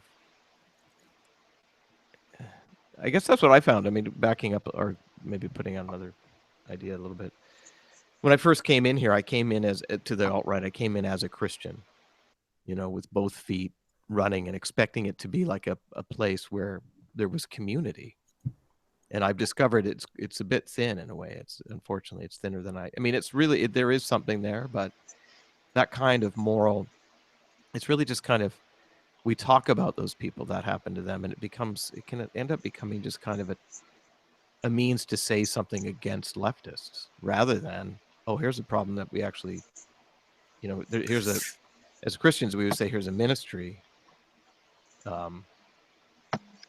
problem or ministry issue. Somebody of ours is being harmed. What are we supposed to do, right? No, yeah, I know exactly what you mean, and even my wife keeps in touch with Voice of the Martyrs, and she was convicted recently along the same lines. And in regards to the alt-right, I actually did hear a good metaphors, or not metaphor, but I guess analogy someone used, where they compared the alt-right, especially on Twitter, they compared it to a Indian rain dance that was done in the 1890s or so, where these Native Americans held this huge rain dance, or something like that. It was some kind of ceremonial dance where they believed they were going to raise up the ghosts of those from the past, the warriors of the past, who would rise up and kill the white man. Obviously, that didn't happen. But the reason the guy was making that comparison was because you have all these people on Twitter. They'll post, the crusade pictures. They'll post the, defending Vienna pictures. They'll post all the, I don't know what you want, more crusade pictures. And I'm not necessarily saying that's bad. I'm not, if you do that, I'm not saying you're bad. I've done that. But if that's all we do, then yeah, we're in essence just sort of signaling. That's all we're doing. If we're not taking some sort of action besides that, even if it's a little bit, like spreading the news or making people aware or trying to find some way to support people in the community, even within our community, then all we're doing is sort of wasting cyberspace. Yeah. Well, certainly not doing as much as we could do. I mean, a lot of these people are young, young kids and stuff, but not all throughout. But yeah, I don't know. I mean, I guess I kind of understood it when we felt more powerless a year ago. We don't really quite feel that way anymore, but I don't know what how you go about. It's also a way of, showing to the other side that you are, willing to stand up for each other, which is important. But how do you do that when they're a couple continents away or whatever, right? So. Oh yeah, well, I mean, even like if I have noticed, I will say this, in the alt-right community, people are more. Oh, hey, Bill, what's up? Hi. I kind of look down. I'm like, hey, Ray, I recognize the avatar. I finally got everything to work. Yay. Oh, but no, I was going to say that I have noticed in the alt-right community, when people go at someone within the community, I have seen that people are more willing to kind of step in and back them up, even if they don't really know each other. Like sometimes if someone insults me and I quote tweet it, or they make a threat at me and I quote tweet it, I've noticed even people who maybe follow me but don't really interact with me, if they notice it, I mean, they step in on my side. And I thank you for that. But I have noticed that happen more often here than, say, like in Christian Twitter, even in Christian Twitter, or in normie Twitter. There does seem to be some sense of a community in that regard. Yeah. No, I think I get some. I mean, it's kind of funny how you can know people on Twitter and have this kind of real kind of strong male bond with people, or even, you know, man to woman as just woman, not as, you know, whatever, just as a person. Sometimes they're Christian, sometimes they're not, but this kind of really interesting that in so, you know, so few words and so few, you kind of have a sense of the bond. So on the one hand, yeah, I'm being critical of the lack of community. On the other hand, you know, what the heck am I expecting? I mean, look at what this is. I mean, look how this thing has assembled itself out of this, you know, internet experience, right? We just simply It's kind of coalesced in a way. Yeah, exactly. Yeah, that's the perfect word. Welcome, Hey, Bill. Yes. Glad you made it back, Bill. Sorry, weird stuff going on. Yeah, I think that there's a lot of different people from a lot of different places that all kind of converged on this one thing. I think that you're absolutely right about that. Yeah, I guess you missed a lot of the discussion earlier where we were talking about the alt-right and what it means and like where Christians fit in it and things like that. So that's kind of the line we're on. Okay, I can go with that. I mean, yeah, hopefully we won't have to. No, we should hear Bill's take, though. Yeah, sure. Well, I just see it as the only way forward are either kind of a Nick Landian just market over everything, or Christianity. Because I recently read The Abolition of Man by Lewis, right? His collection of essays about that, and I am fully convinced by his argument, even like beyond a strictly Christian point of view, that without this, the kind of leap of faith of morality, that trusting in something greater than humanity and just pure basic logic, there's nowhere else to go besides the Landian just consumerism. And I'm misrepresenting Nick Land's views, but market forces dictating everything, kind of not caring about people at all. The only way to care about people at all is through kind of Christian morality and that kind of thing. No, is that at all related to what you guys were talking about? Well, who is this? Who is this? C.S. Lewis. Wait, which one? Nick Land. Oh, Nick Land. He has Xenosystems. Is his site? He's kind of a neo-reactionary. I know his name, but I confess I don't really read his stuff. So I think I have come across it, but I don't. Did he write The Dark Enlightenment? Is he posted on Social Matter at all? I think he and Moldvug wrote The Dark Enlightenment together. Yeah, because I did read that. Yeah. Oh, I know who you mean. Yeah. So he kind of went in the neo-Carmelism, Cameralism direction, and Michael Anisimov went in the straight reactionary direction, both of them originating from the Moldbug kind of spark. So yeah, those are basically the two options for morality. Is either we go with no morality, none at all, just whatever the market dictates. Let's turn everyone into the most efficient possible thing to get as much done as possible. Or Homo we can, economicus. exactly. Or we can go in the other direction and accept that there are things that we can't truly understand just by ourselves, and go with the Christianity side of it. Yeah. That's my take anyway. So as far as the alt-right goes, do you think that you think that they're just kind of representing? Are they? Would you say that there's like different sides of the alt-right that want to go in different directions then, or is that? Yeah, I think that there are. I think that there are people in the alt-right that don't yet realize that they have that is the final choice. That we have to, the only ways forward are either a Christian or a Christian-inspired morality or Homo economicus. And I'm fairly certain that most of the people on the alt-right, I'm not sure about the reactosphere. The reactosphere might prefer the Homo economicus route, but I think that most of the people on the alt-right will come to accept that Christianity is the only way forward. And there was a sorry, just last thing, there was an essay a couple of days ago by Mr. Bones' Wild Ride, or Mr. Bones Rides Again, and he went in a million different directions of it.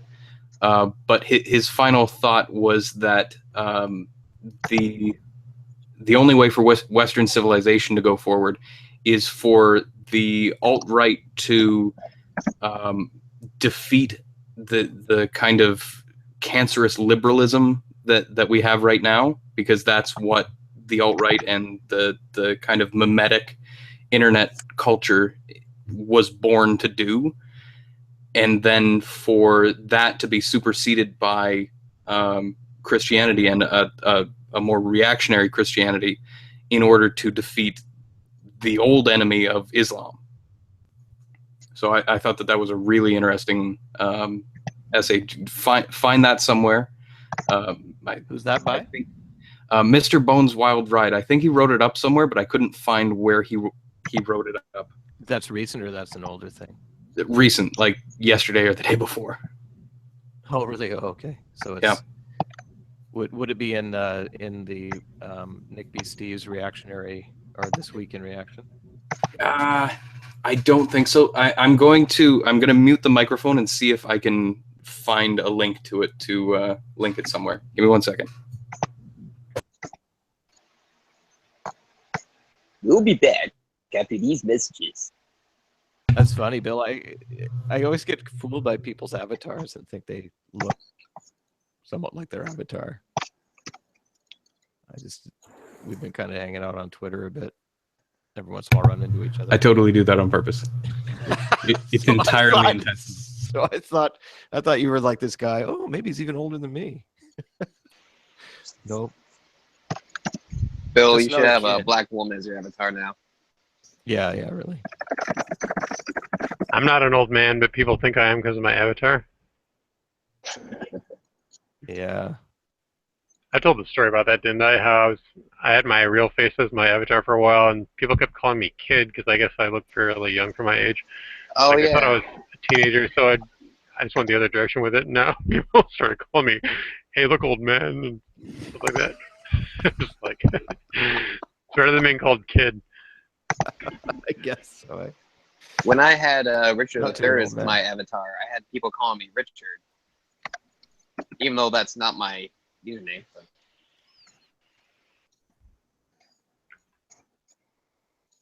Would you have your avatar, Richard who? Remember, I had Richard III for a while. Oh, okay. I actually had people who would refer to me as Richard, even though I didn't. Yeah.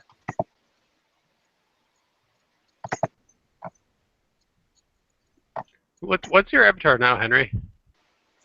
Yeah, it's a concept art from the game Dishonored, which is this really nice steampunk game.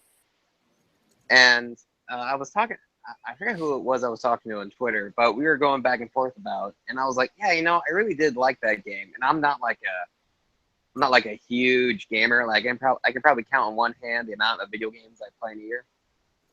But it was really cool. It was set in a kind of Victorian sort of alternate Prussia, just to compare the culture and the clothing and everything. And it's from the concept art of an aristocrat character in one scene. And the castle I have on my Twitter header is also from the game.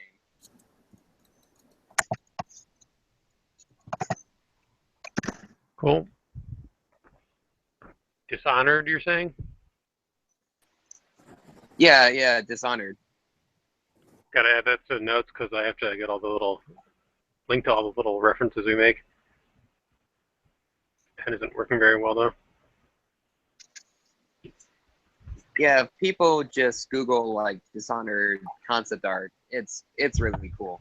I mean, they put a lot of creativity and world building into this game. What's LUE-YEE's avatar? It's some Chinese Protestant guy. I don't know. Yeah, it's some Chinese Protestant. He's this guy. I've done a bit of research on him. He's descended from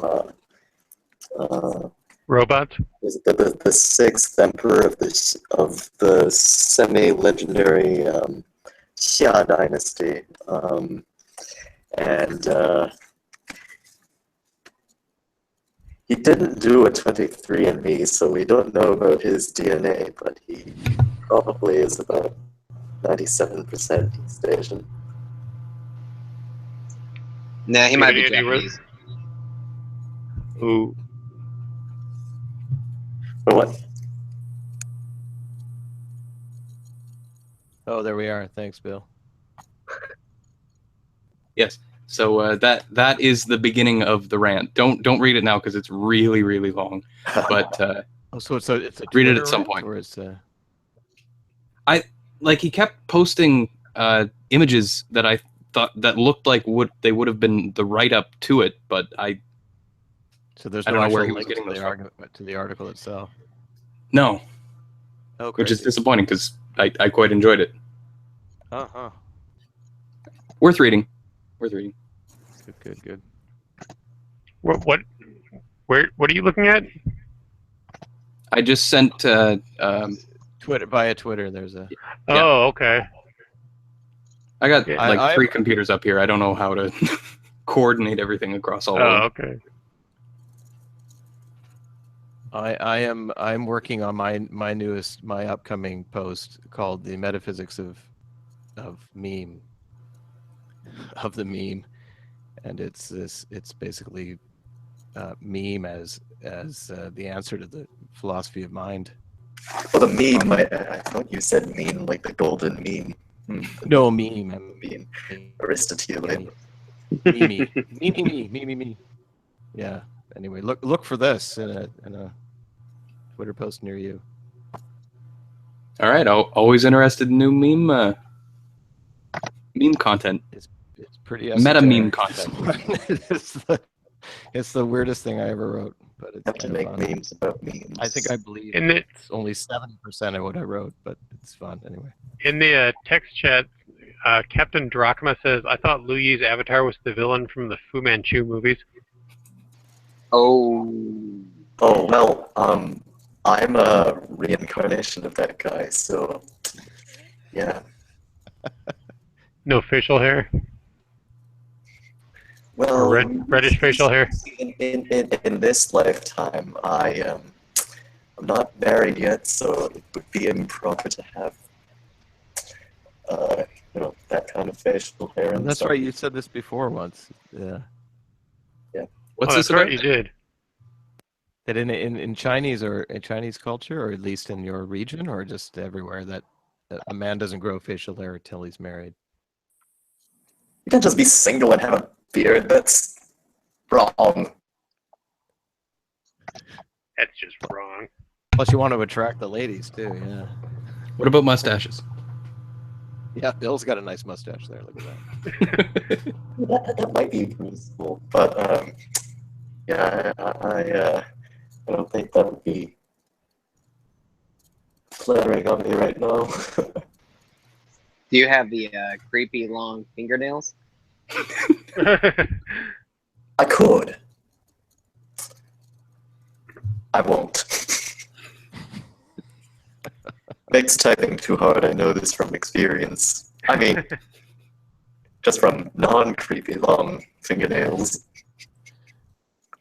Hey, Louis, you get the kind of metallic sound that you had a few hangouts ago. Are you in the same spot? This better? Sounds about the same. It makes you sound like a It's super getting villain random from a metallic sounds same time. Saturday morning cartoon. I was once a man. Which one was that? That was my impression of Baxter Cobra Stockman? Commander. No. Cobra Commander from the G.I. Joe movie. I was once a man.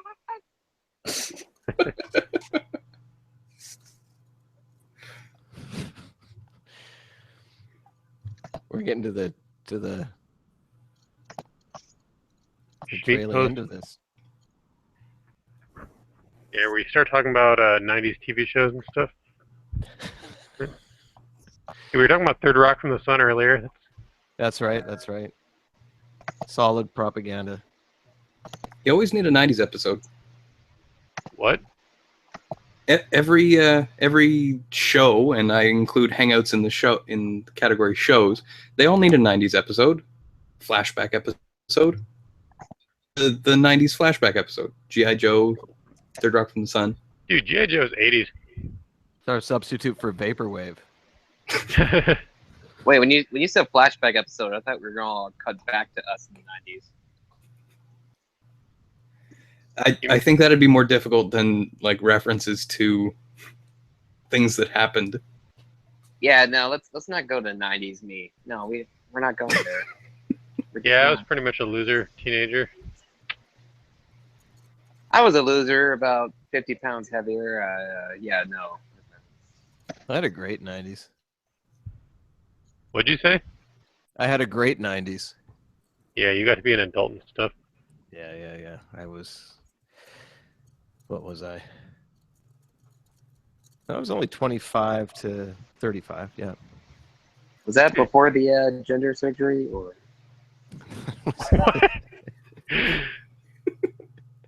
I only count my age since then, since my rebirth. Okay. Yeah, you just dead aged him. Yeah, late 90s were my high school years. I never really thought much about them, but it's funny how nostalgia kind of is becoming a thing for that era. Yeah, it's kind of weird. I went to my 20th grad reunion, but I haven't been to any of the other ones. Haven't been graduating quite that long, but give it a few years. You're so old. Yep. Yeah, it's been a long time since I've been to high school. I was a loser teenager now. That was, you see here, I remember I was going to school and 10 kids got eaten by a T-Rex. And, ooh. You make fun of my boys there, boy. Don't make me throw my insure at you. No, Christian Cracker Hour. Oh my gosh. No, spring. You got that reference. Yeah. That was the best episode of Mystery Science Theater ever. Yes. I remember when I first saw that episode, I was laughing through the entire commercial break. It was that funny. My favorite part is spring-loving bastard. What is this? Plus your wonderful couch. Did you guys ever watch Mad TV or Yeah, back in the first couple seasons, yeah. old 90s? That's 90s I stuff. What else was vaguely on? remember. And videos. There were still videos on MTV. And even by then, everybody was talking about how MTV didn't play videos anymore. At least Oh, by the was it? late 90s. That was kind of becoming the meme, I guess, that MTV doesn't play videos anymore. It must have peaked in the mid 90s because it was just constant when I was watching it for a while there. Well, maybe in the early 90s. That was before my time, though. Yeah. What was funny was they made MTV2 to play the music videos. Then that got filled up too. Really? Yeah, I guess MTV, they wanted to promote cultural Marxism in the real world and stuff, so. That became their primary purpose. Hey, now one of them's come over to our side, old Tia Tequila, eh? She's in the real world, or is she? No, she's gone from the cultural Marxist world of that to Oh, the yeah. alt-right. She's the major alt-righter. Yeah, she was on Fesh the Nation, and that got some publicity. Yeah. Do you think she actually is, or it's just this is how she's figured out to retain the spotlight a little bit? Yeah, I don't know. I have no idea. I mean, it seems like a costly move, doesn't it? But Doesn't matter too much to me. It does, but like she did everything else that she could to, like, hypothetically, I'm not saying that this is actually what's going on, but hypothetically, if she was just addicted to fame, right? And she has done everything before now, just about everything that you can possibly think of that people do to get famous without actually doing something important or something innovative. So this thing that she's doing now could, again, hypothetically, be a thing that she could do without needing skills or to have interesting original thoughts or make art or anything like that, but still retain fame, you know? You're Like, saying basically there's no such thing as bad publicity. Kinda. For a, again, I don't want to say that she is, because I don't want her like listening to this and then coming after me or something. But for a fame whore, yeah. If someone hypothetically was a fame whore, then there is no such thing as bad fame. Better to be infamous than not famous at all. Well, harlots are harlots. Maybe she's the harlot of Babylon. Maybe. Harlot of Auschwitz, I think. Oh, man. Oh, there was a brothel there. I didn't make this up. There's only one harlot? No, she's... Oh, the one harlot at Auschwitz. That's a busy job. I think I'm trying to picture. So you walk in and they're like, "So, what kind of girl you like? We got skinny girls. We got really skinny girls. We got super skinny girls." You have gone too far, bro. Oh, wow. This is getting really... Oh, well, it was nice being on Twitter while it lasted. Is your wife listening to this, Henry? Yeah, she's right beside me. Oh, okay. Wow. Well, I've got my headphones on. Oh. So By the way, I love her very much. Sounds like Ziggy Stardust or Major Tom. Space Oddity? Yeah. Why are you thinking about that? Because he just said, I love my wife very much. Tell my wife I love her very much. Oh, right.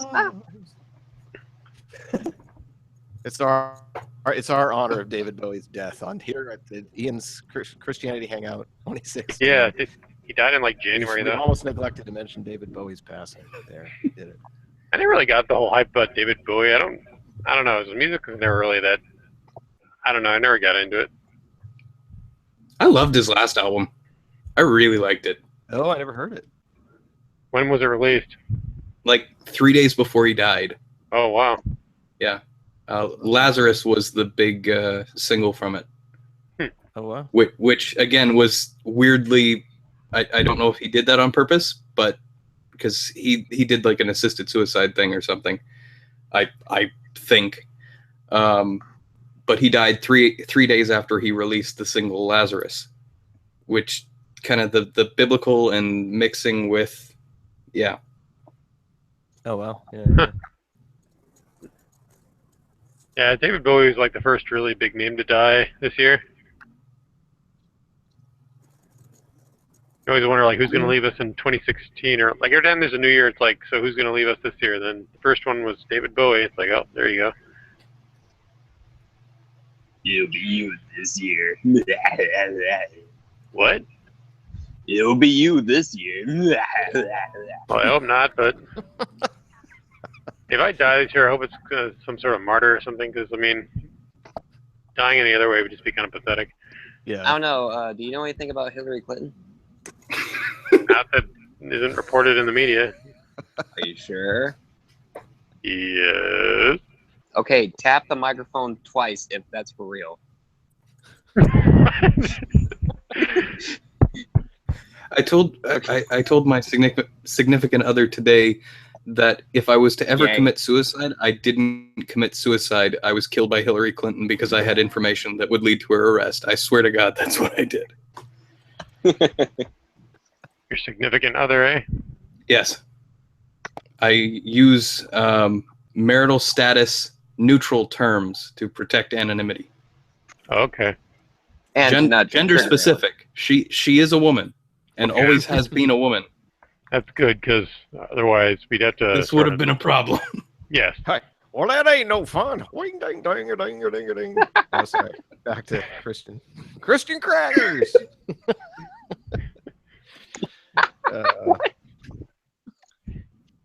Christian crackers. Cracker hour. Good for me.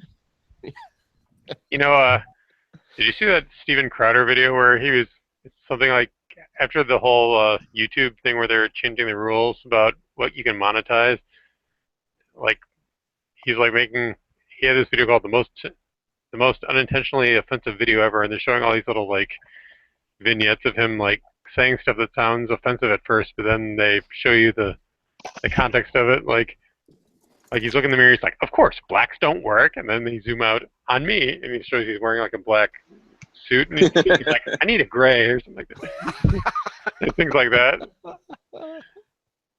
Like this kind of, like, trucker-looking guy sitting in a bar, he's like, hey, no fags in here, and then they cut to the door, and they show this British guy with a cigarette, he's like, oh, sorry, and then he goes to find a smoke-free environment. Oh, It's kind of a funny video I saw it the other day. So it's kind of like the successful black man meme or the moderate Muslim meme or... You ever see those? No. Yeah. Like the Muslim one, they'll have a Muslim guy and it'll say at the top, I want my wife covered. And at the bottom, with kisses. I love her so much. Oh. Never saw that. Yeah. How come his wife's not speaking? We haven't heard from her. Yeah, that was odd that's My wife? that one. No, I'm saying that was what Trump said about that Khizr Khan guy, how his wife was silent. It's like, how come we haven't heard from his wife or something to that effect? That was like a month ago now, so. Yeah, I remember that now. Hey, we haven't mentioned Trump yet. I think we mentioned him in passing earlier, that it would be interesting to see what happens if he wins. But Oh, it's true. We did, of course. Yeah, I kind of made a semi-passing joke about him being the alt-right candidate. That's right. That's right. I saw some thing, and I didn't look at it, where he was, because there was this 88 generals thing, and then oh yeah, everybody immediately said, oh, they made jokes. I mean, they were making jokes. They were just thinking it was a coincidence. I don't think anybody was actually, getting into Kabbalistic numerology about it, that this somehow came to us. And then somebody else has looked in, and 14 of them were like 4-star generals or something. Yeah. Like somebody's finding the numbers. He has to know what he's doing. Did you see the tweet that he sent out earlier today about Peter Thiel? Anyone see that? No. So he sent out Peter Thiel wrote for the Washington Post just kind of an op-ed about the positive things that Trump's going to bring to America and stuff. And Trump tweets it out, and the tweet starts off with "Thank you, Peter," which was that hashtag that everyone was sending around when Peter took down Gawker, and him and Hulk Hogan, he financed the Hulk Hogan lawsuit and took down Gawker, and like Cernovic and all of them were tweeting out "Thank you, Peter." So I missed that meme, that hashtag. Oh. I remember that hashtag. Yeah, I know what you're talking about. Yeah, he totally knows. At the very least, Donald Jr. pays attention to what goes on. Yeah, who knows? Who knows who's running that Twitter account, right?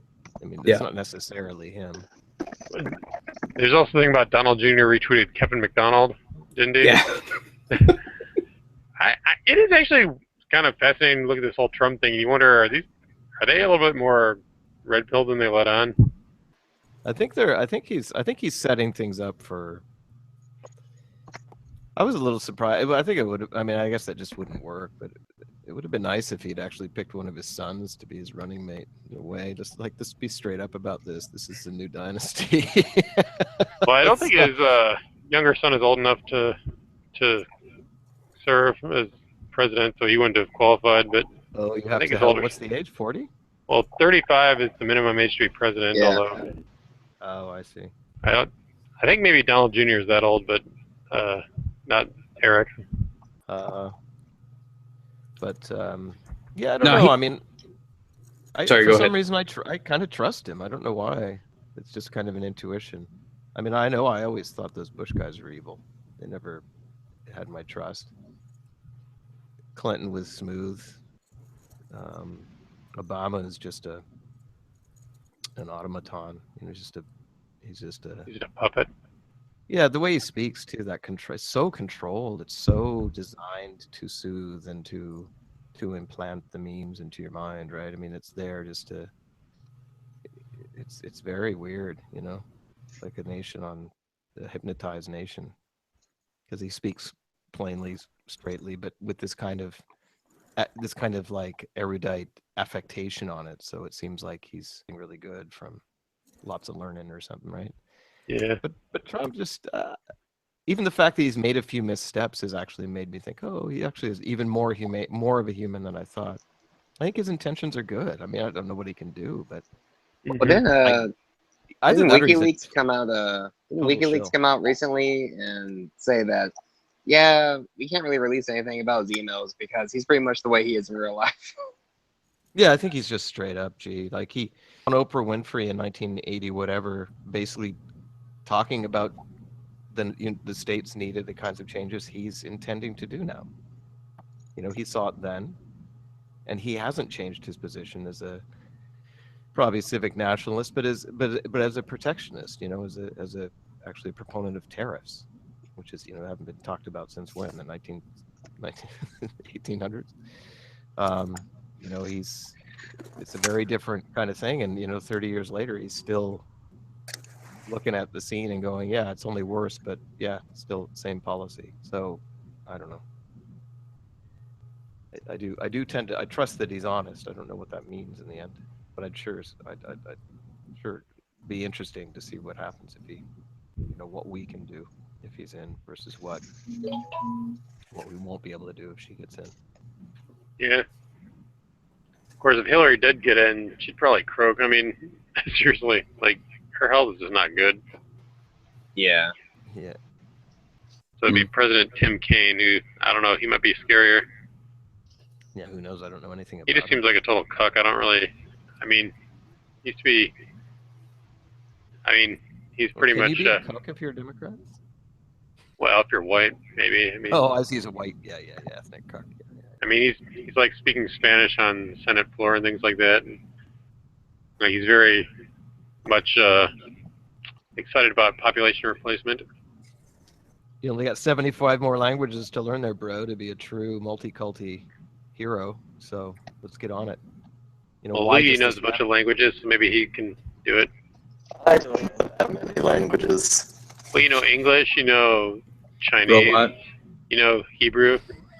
I don't know. Well, I mean, I've forgotten most of my Hebrew. I can't make anything out of anything in Hebrew anymore. I mean, I can recognize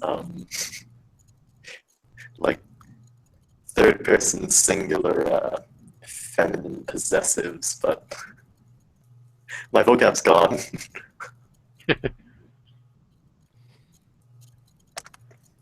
I know Spanish, and Korean, and English, of course. Other than that, I'm not really proficient in any language. I know a little bit of French, I guess. A lot of European languages I can kind of figure out by looking at them. just because they're similar to English. Yeah. I'm Canadian, so English and French. Okay. Oh, we're fellow Canadians. That's right. Oh yeah. Well, you're Canadian by way of America, aren't you, William? Yeah, I was born in Cali. Yeah, but I've been here 30 years. So How many languages do you know, Henry? There's English, and then more English, and then And Italian? yeah, alas, no. And I gave up all effort on that recently for obvious reasons. You gave up what? I gave up any effort in studying Italian recently for obvious reasons. Because you're 23. Oh, what? Why? 23 even me. Oh, Ancestry.com actually, but yeah, Oh. same concept. Yeah. Well, yeah, Okay. 23. It's either Mormons or Jews. Those are your options. Yeah, exactly. I think I picked the Mormons too. You can get rid of Glenn Beck. But I learned Latin or Koine Greek. Yeah, that might be cool. You walking Strong's Concordance. So you don't have much Italian in your background? Is that what happened? Maybe like a quarter. I have to look at the figure again. And that's including the Spanish, which I think influenced the Italian.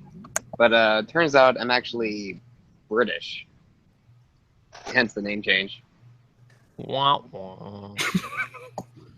Well, I mean, I had a British guy tell me a long time ago I'd make a mighty fine Brit, so I guess it all makes sense now. Apparently you were already. Yeah, apparently I have the blood in me already. I know you got a pipe. You're There you smoking go. a wee bit of the fine weed there in your pipe. Yes, right. Well, I guess Good I'll question. I don't have a live German. in India with a Punjab. What? Well, I guess I'll be serving in India. Rummy Punjabs are around me. Yes, right. right. Quite right, so yes. Yes. The brown chaps are revolting. I Let's find that do way swarthy fellows. That's why I eat the flesh. Oh, wait, no, I didn't say that out loud, did I? Oh, yeah. I don't know this reference. Sorry. That was I just made it up. British absurdicus, I think. Oh, okay. I was like, is this like a Monty Python sketch or something? Yeah. Feel bad for Captain Drachma. He's just kind of like posting by himself in the text chat. Hi, Captain Oh, is he Drachma. really? He's hanging out. He's hanging in. Last hanging person in. other than him to say something was LUE-YEE, and that's like halfway up the page. Hello, Drachma. We own you now. Very Greek classical. And That's that is Greek to that know. is a form of. Oh, sorry, Louis.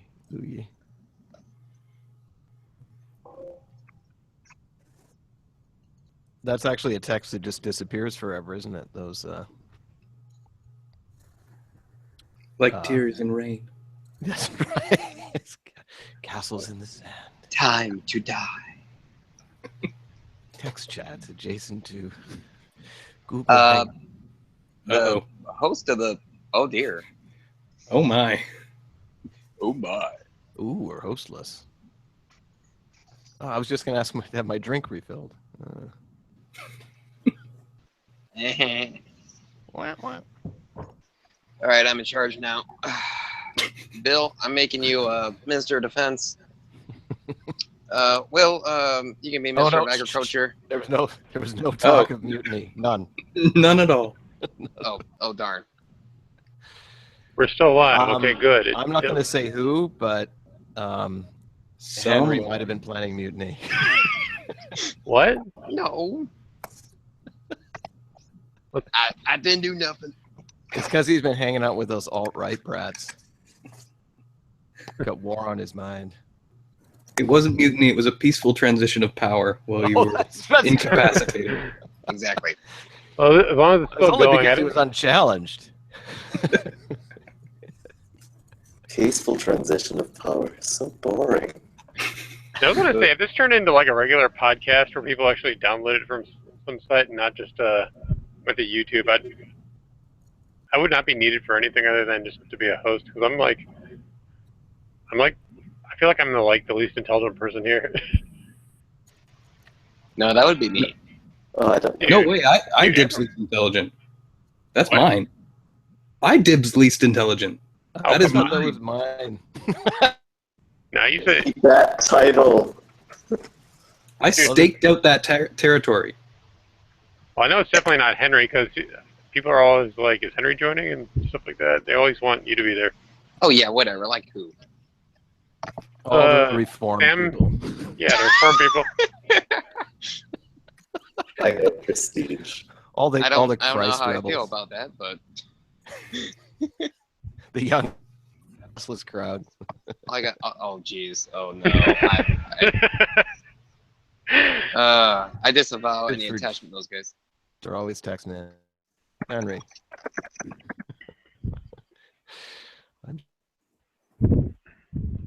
I keep trying not to say that word on the Christian Hangout. I do feel kind of bad because there's like I do worry about. I think about that because we have friends who live very pious lives. Not a lot. I have some. And like any swearing at all, they would never, deliberately watch a thing that even one single S word was dropped, right? I mean, that might seem a bit precious, maybe.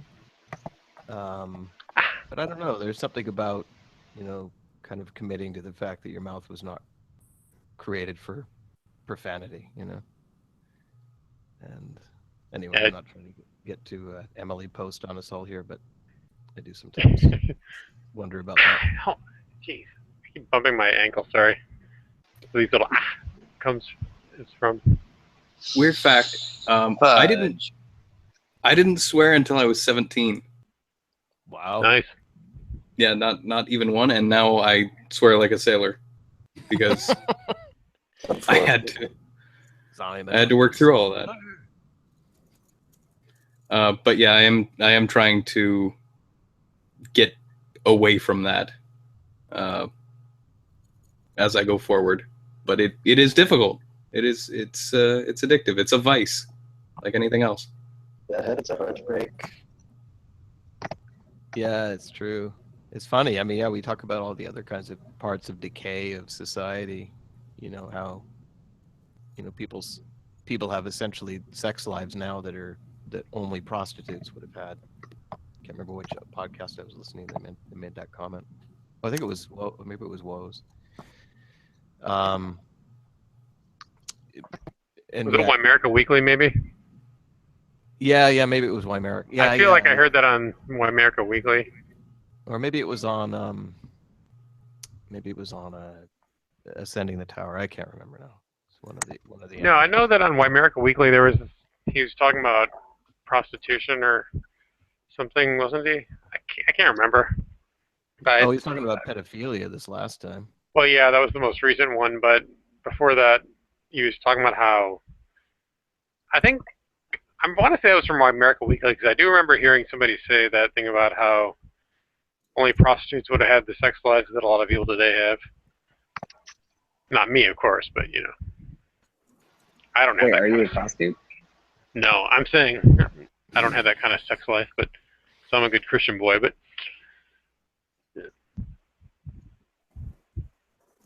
yeah, I think it's but see, yeah, just in every way, it's just the kind of the treating life as if it were something cheap and profane, I guess that's, and yeah, using your, just to curse all the time and to conjure up, kind of gross, rather than ennobling. I don't do it myself. I swear all the time, and if I don't swear out loud, I swear inside. So it's not like it's not, these curse memes are coursing in me. They're there. Even the times of my life when I've gone without, when I was quite pious, I would swear in my mind. I just wouldn't swear out. Just say imprecatory psalms instead. What's that? Imprecatory psalms.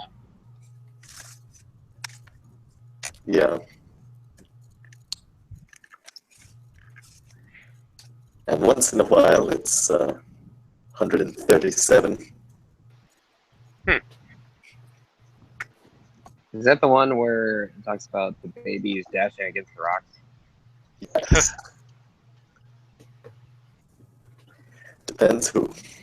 The Anglican Church doesn't read that psalm anymore, kid. What do you?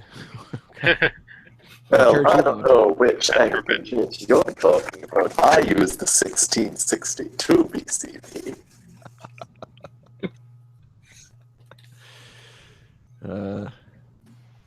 I use the 1611 King James version.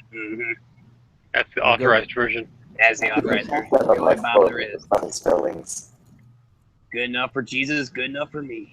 I go to St. Paul's Anglican Church.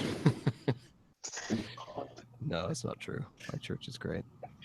You know, while we're just kind of shooting the breeze here, I actually had a thought earlier that I wanted to share.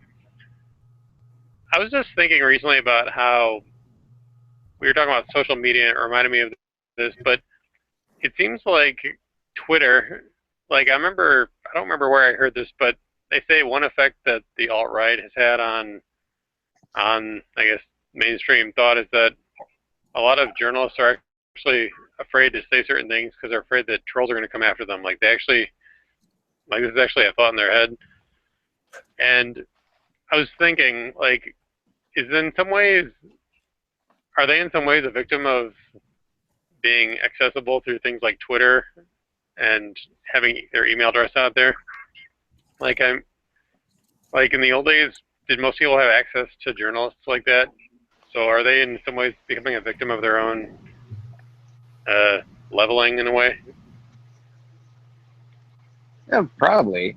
I mean, I don't know. Partially, news stations do tell their journalists to go out on social media and do that kind of stuff because that's a way of advertising for the TV station itself.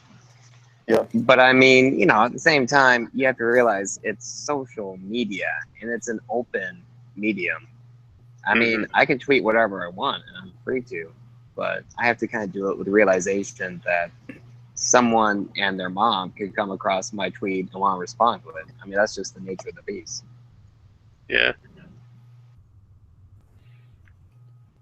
Yeah, because it's kind of just them losing their position as the unquestioned arbiters of taste and the truth, right? Yeah. They're no longer unquestioned. Yeah. It's not just which letter they decide to put into their letters to the editor column. It's everyone can see what everyone else is saying, and if someone gets called out on bullshit like that, and there I swore again. I apologize. Shame on you. But the one guy that was that wrote, "Can we please stop talking about Hillary's health?" and someone else posted an article that he did just before or during the John McCain campaign, saying we really need to talk about John McCain's health, and posted them side by side. And the next day, the journalist had an article up responding to that, saying, "Hey, well, people were saying that I was being disingenuous by having the two different things, but I wasn't really." Yeah. They get called on the things that they wouldn't have been called on before. Right. But I guess what I was saying is that, like, it's interesting that by making themselves more accessible, and in some ways that could be seen as, like, egalitarian, because it's like sort of voluntarily, like, communing with people who might be seen as below you in status, but not communicating or being more accessible to them. Like, that's, like, not maintaining a certain hierarchical separation, but but like now it puts them in danger because they're actually, like, losing status in some ways, or they're being forced to talk about things.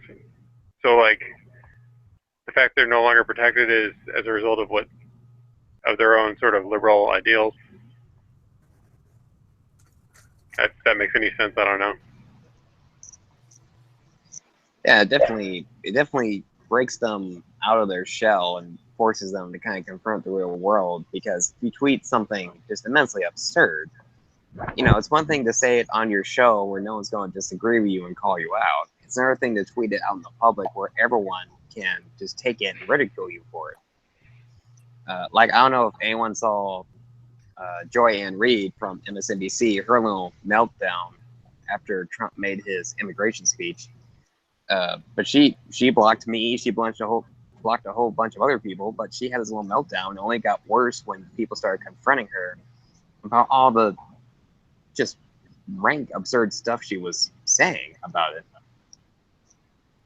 But the fact that, you know, she has a Twitter account and it's out there, I mean, she opens herself up to that.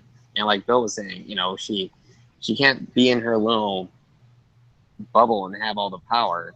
Now she's being questioned, and she's being questioned publicly. What was this meltdown about exactly? Like, what was she saying? Yeah, do you remember when Trump made his big immigration speech that was supposed to be like a softening, but actually was pretty much everything he's said the whole campaign? Yeah. Yeah, like, she got on Twitter and she was like, oh my gosh, this is the most terrible, horrible thing to ever be said ever in mankind's history. And, you know, my immigrant parents, my parents were immigrants, so I'm offended by this. And then what happened was people started quote tweeting her or just tweeting or responding. And she was like, oh no, the cross-burning cosplayers are after me. That was her exact phraseology. And oh, these Nazis, and she would actually quote tweet people and just talk to them. I actually took some screenshots of them because I was worried she might delete them afterward. I mean, she would talk to them the way that teenagers talk to you on Twitter. I mean, it was, and this is a professional journalist. It was really astounding. Wow. Well, yeah, but Joyanne Reed, she's might be something of an affirmative action hire. Probably, it wouldn't surprise me. Well, MSNBC kind of gets like the residual journalism. Yeah. Yeah, we've been going on almost 4 hours here. Really? It's almost 11 o'clock here. Yeah, how many people will look at, I don't know. Whenever I look at a long thing like that, I don't think, oh, I'm committed to listen to all of this. Although I do kind of think, okay, where's the good part? And I have thought if there's some way I could, like, I don't know how to download the audio to these. I mean, it'd be interesting if I could do that and then edit the best parts or something. You can get free converters easy. You just could do you know how to download a video from the internet? Well, I know there's like a website where you can download a YouTube audio, but you just put in the URL and then YouTube YouTube to MP3. Free converter video to MP3, and then you would put that file in there, and it'll give you an MP3 file out. It's easy. It's like nothing to it. You just have freeware, shareware, something like that. There's lots of them out there. Yeah, I'd have to look into that. If you have QuickTime, I think you can convert it to a WAV format too, and then edit that. Oh, really? Just in QuickTime? I think so, yeah. Yeah. I have Winamp.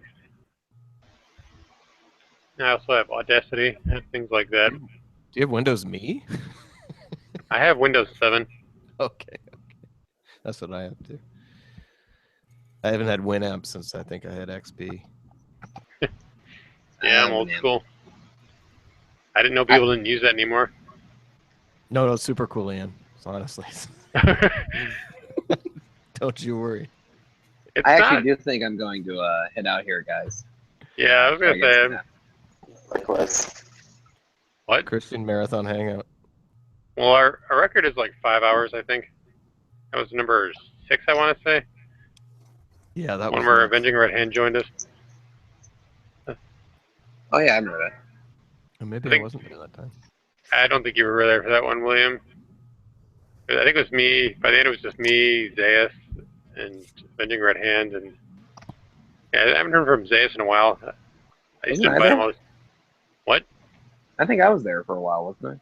Yeah, you were there. But I think you left before the end of it. I remember correctly. I remember I'm like, we need to wrap this up, guys. It's getting late here. So I should wrap this up now. You guys want to call it? Yeah. All right. What? I just agreed. That's all. Okay. All right. I'll just do a little sign out thing here. All right. Well, it's been a good chat. Thanks for coming, everybody. Yay! Really enjoyed doing this. It's always fun. We had some good back and forth and some good discussions. So let's thank everybody who came. Thank you to Shane, who was here earlier.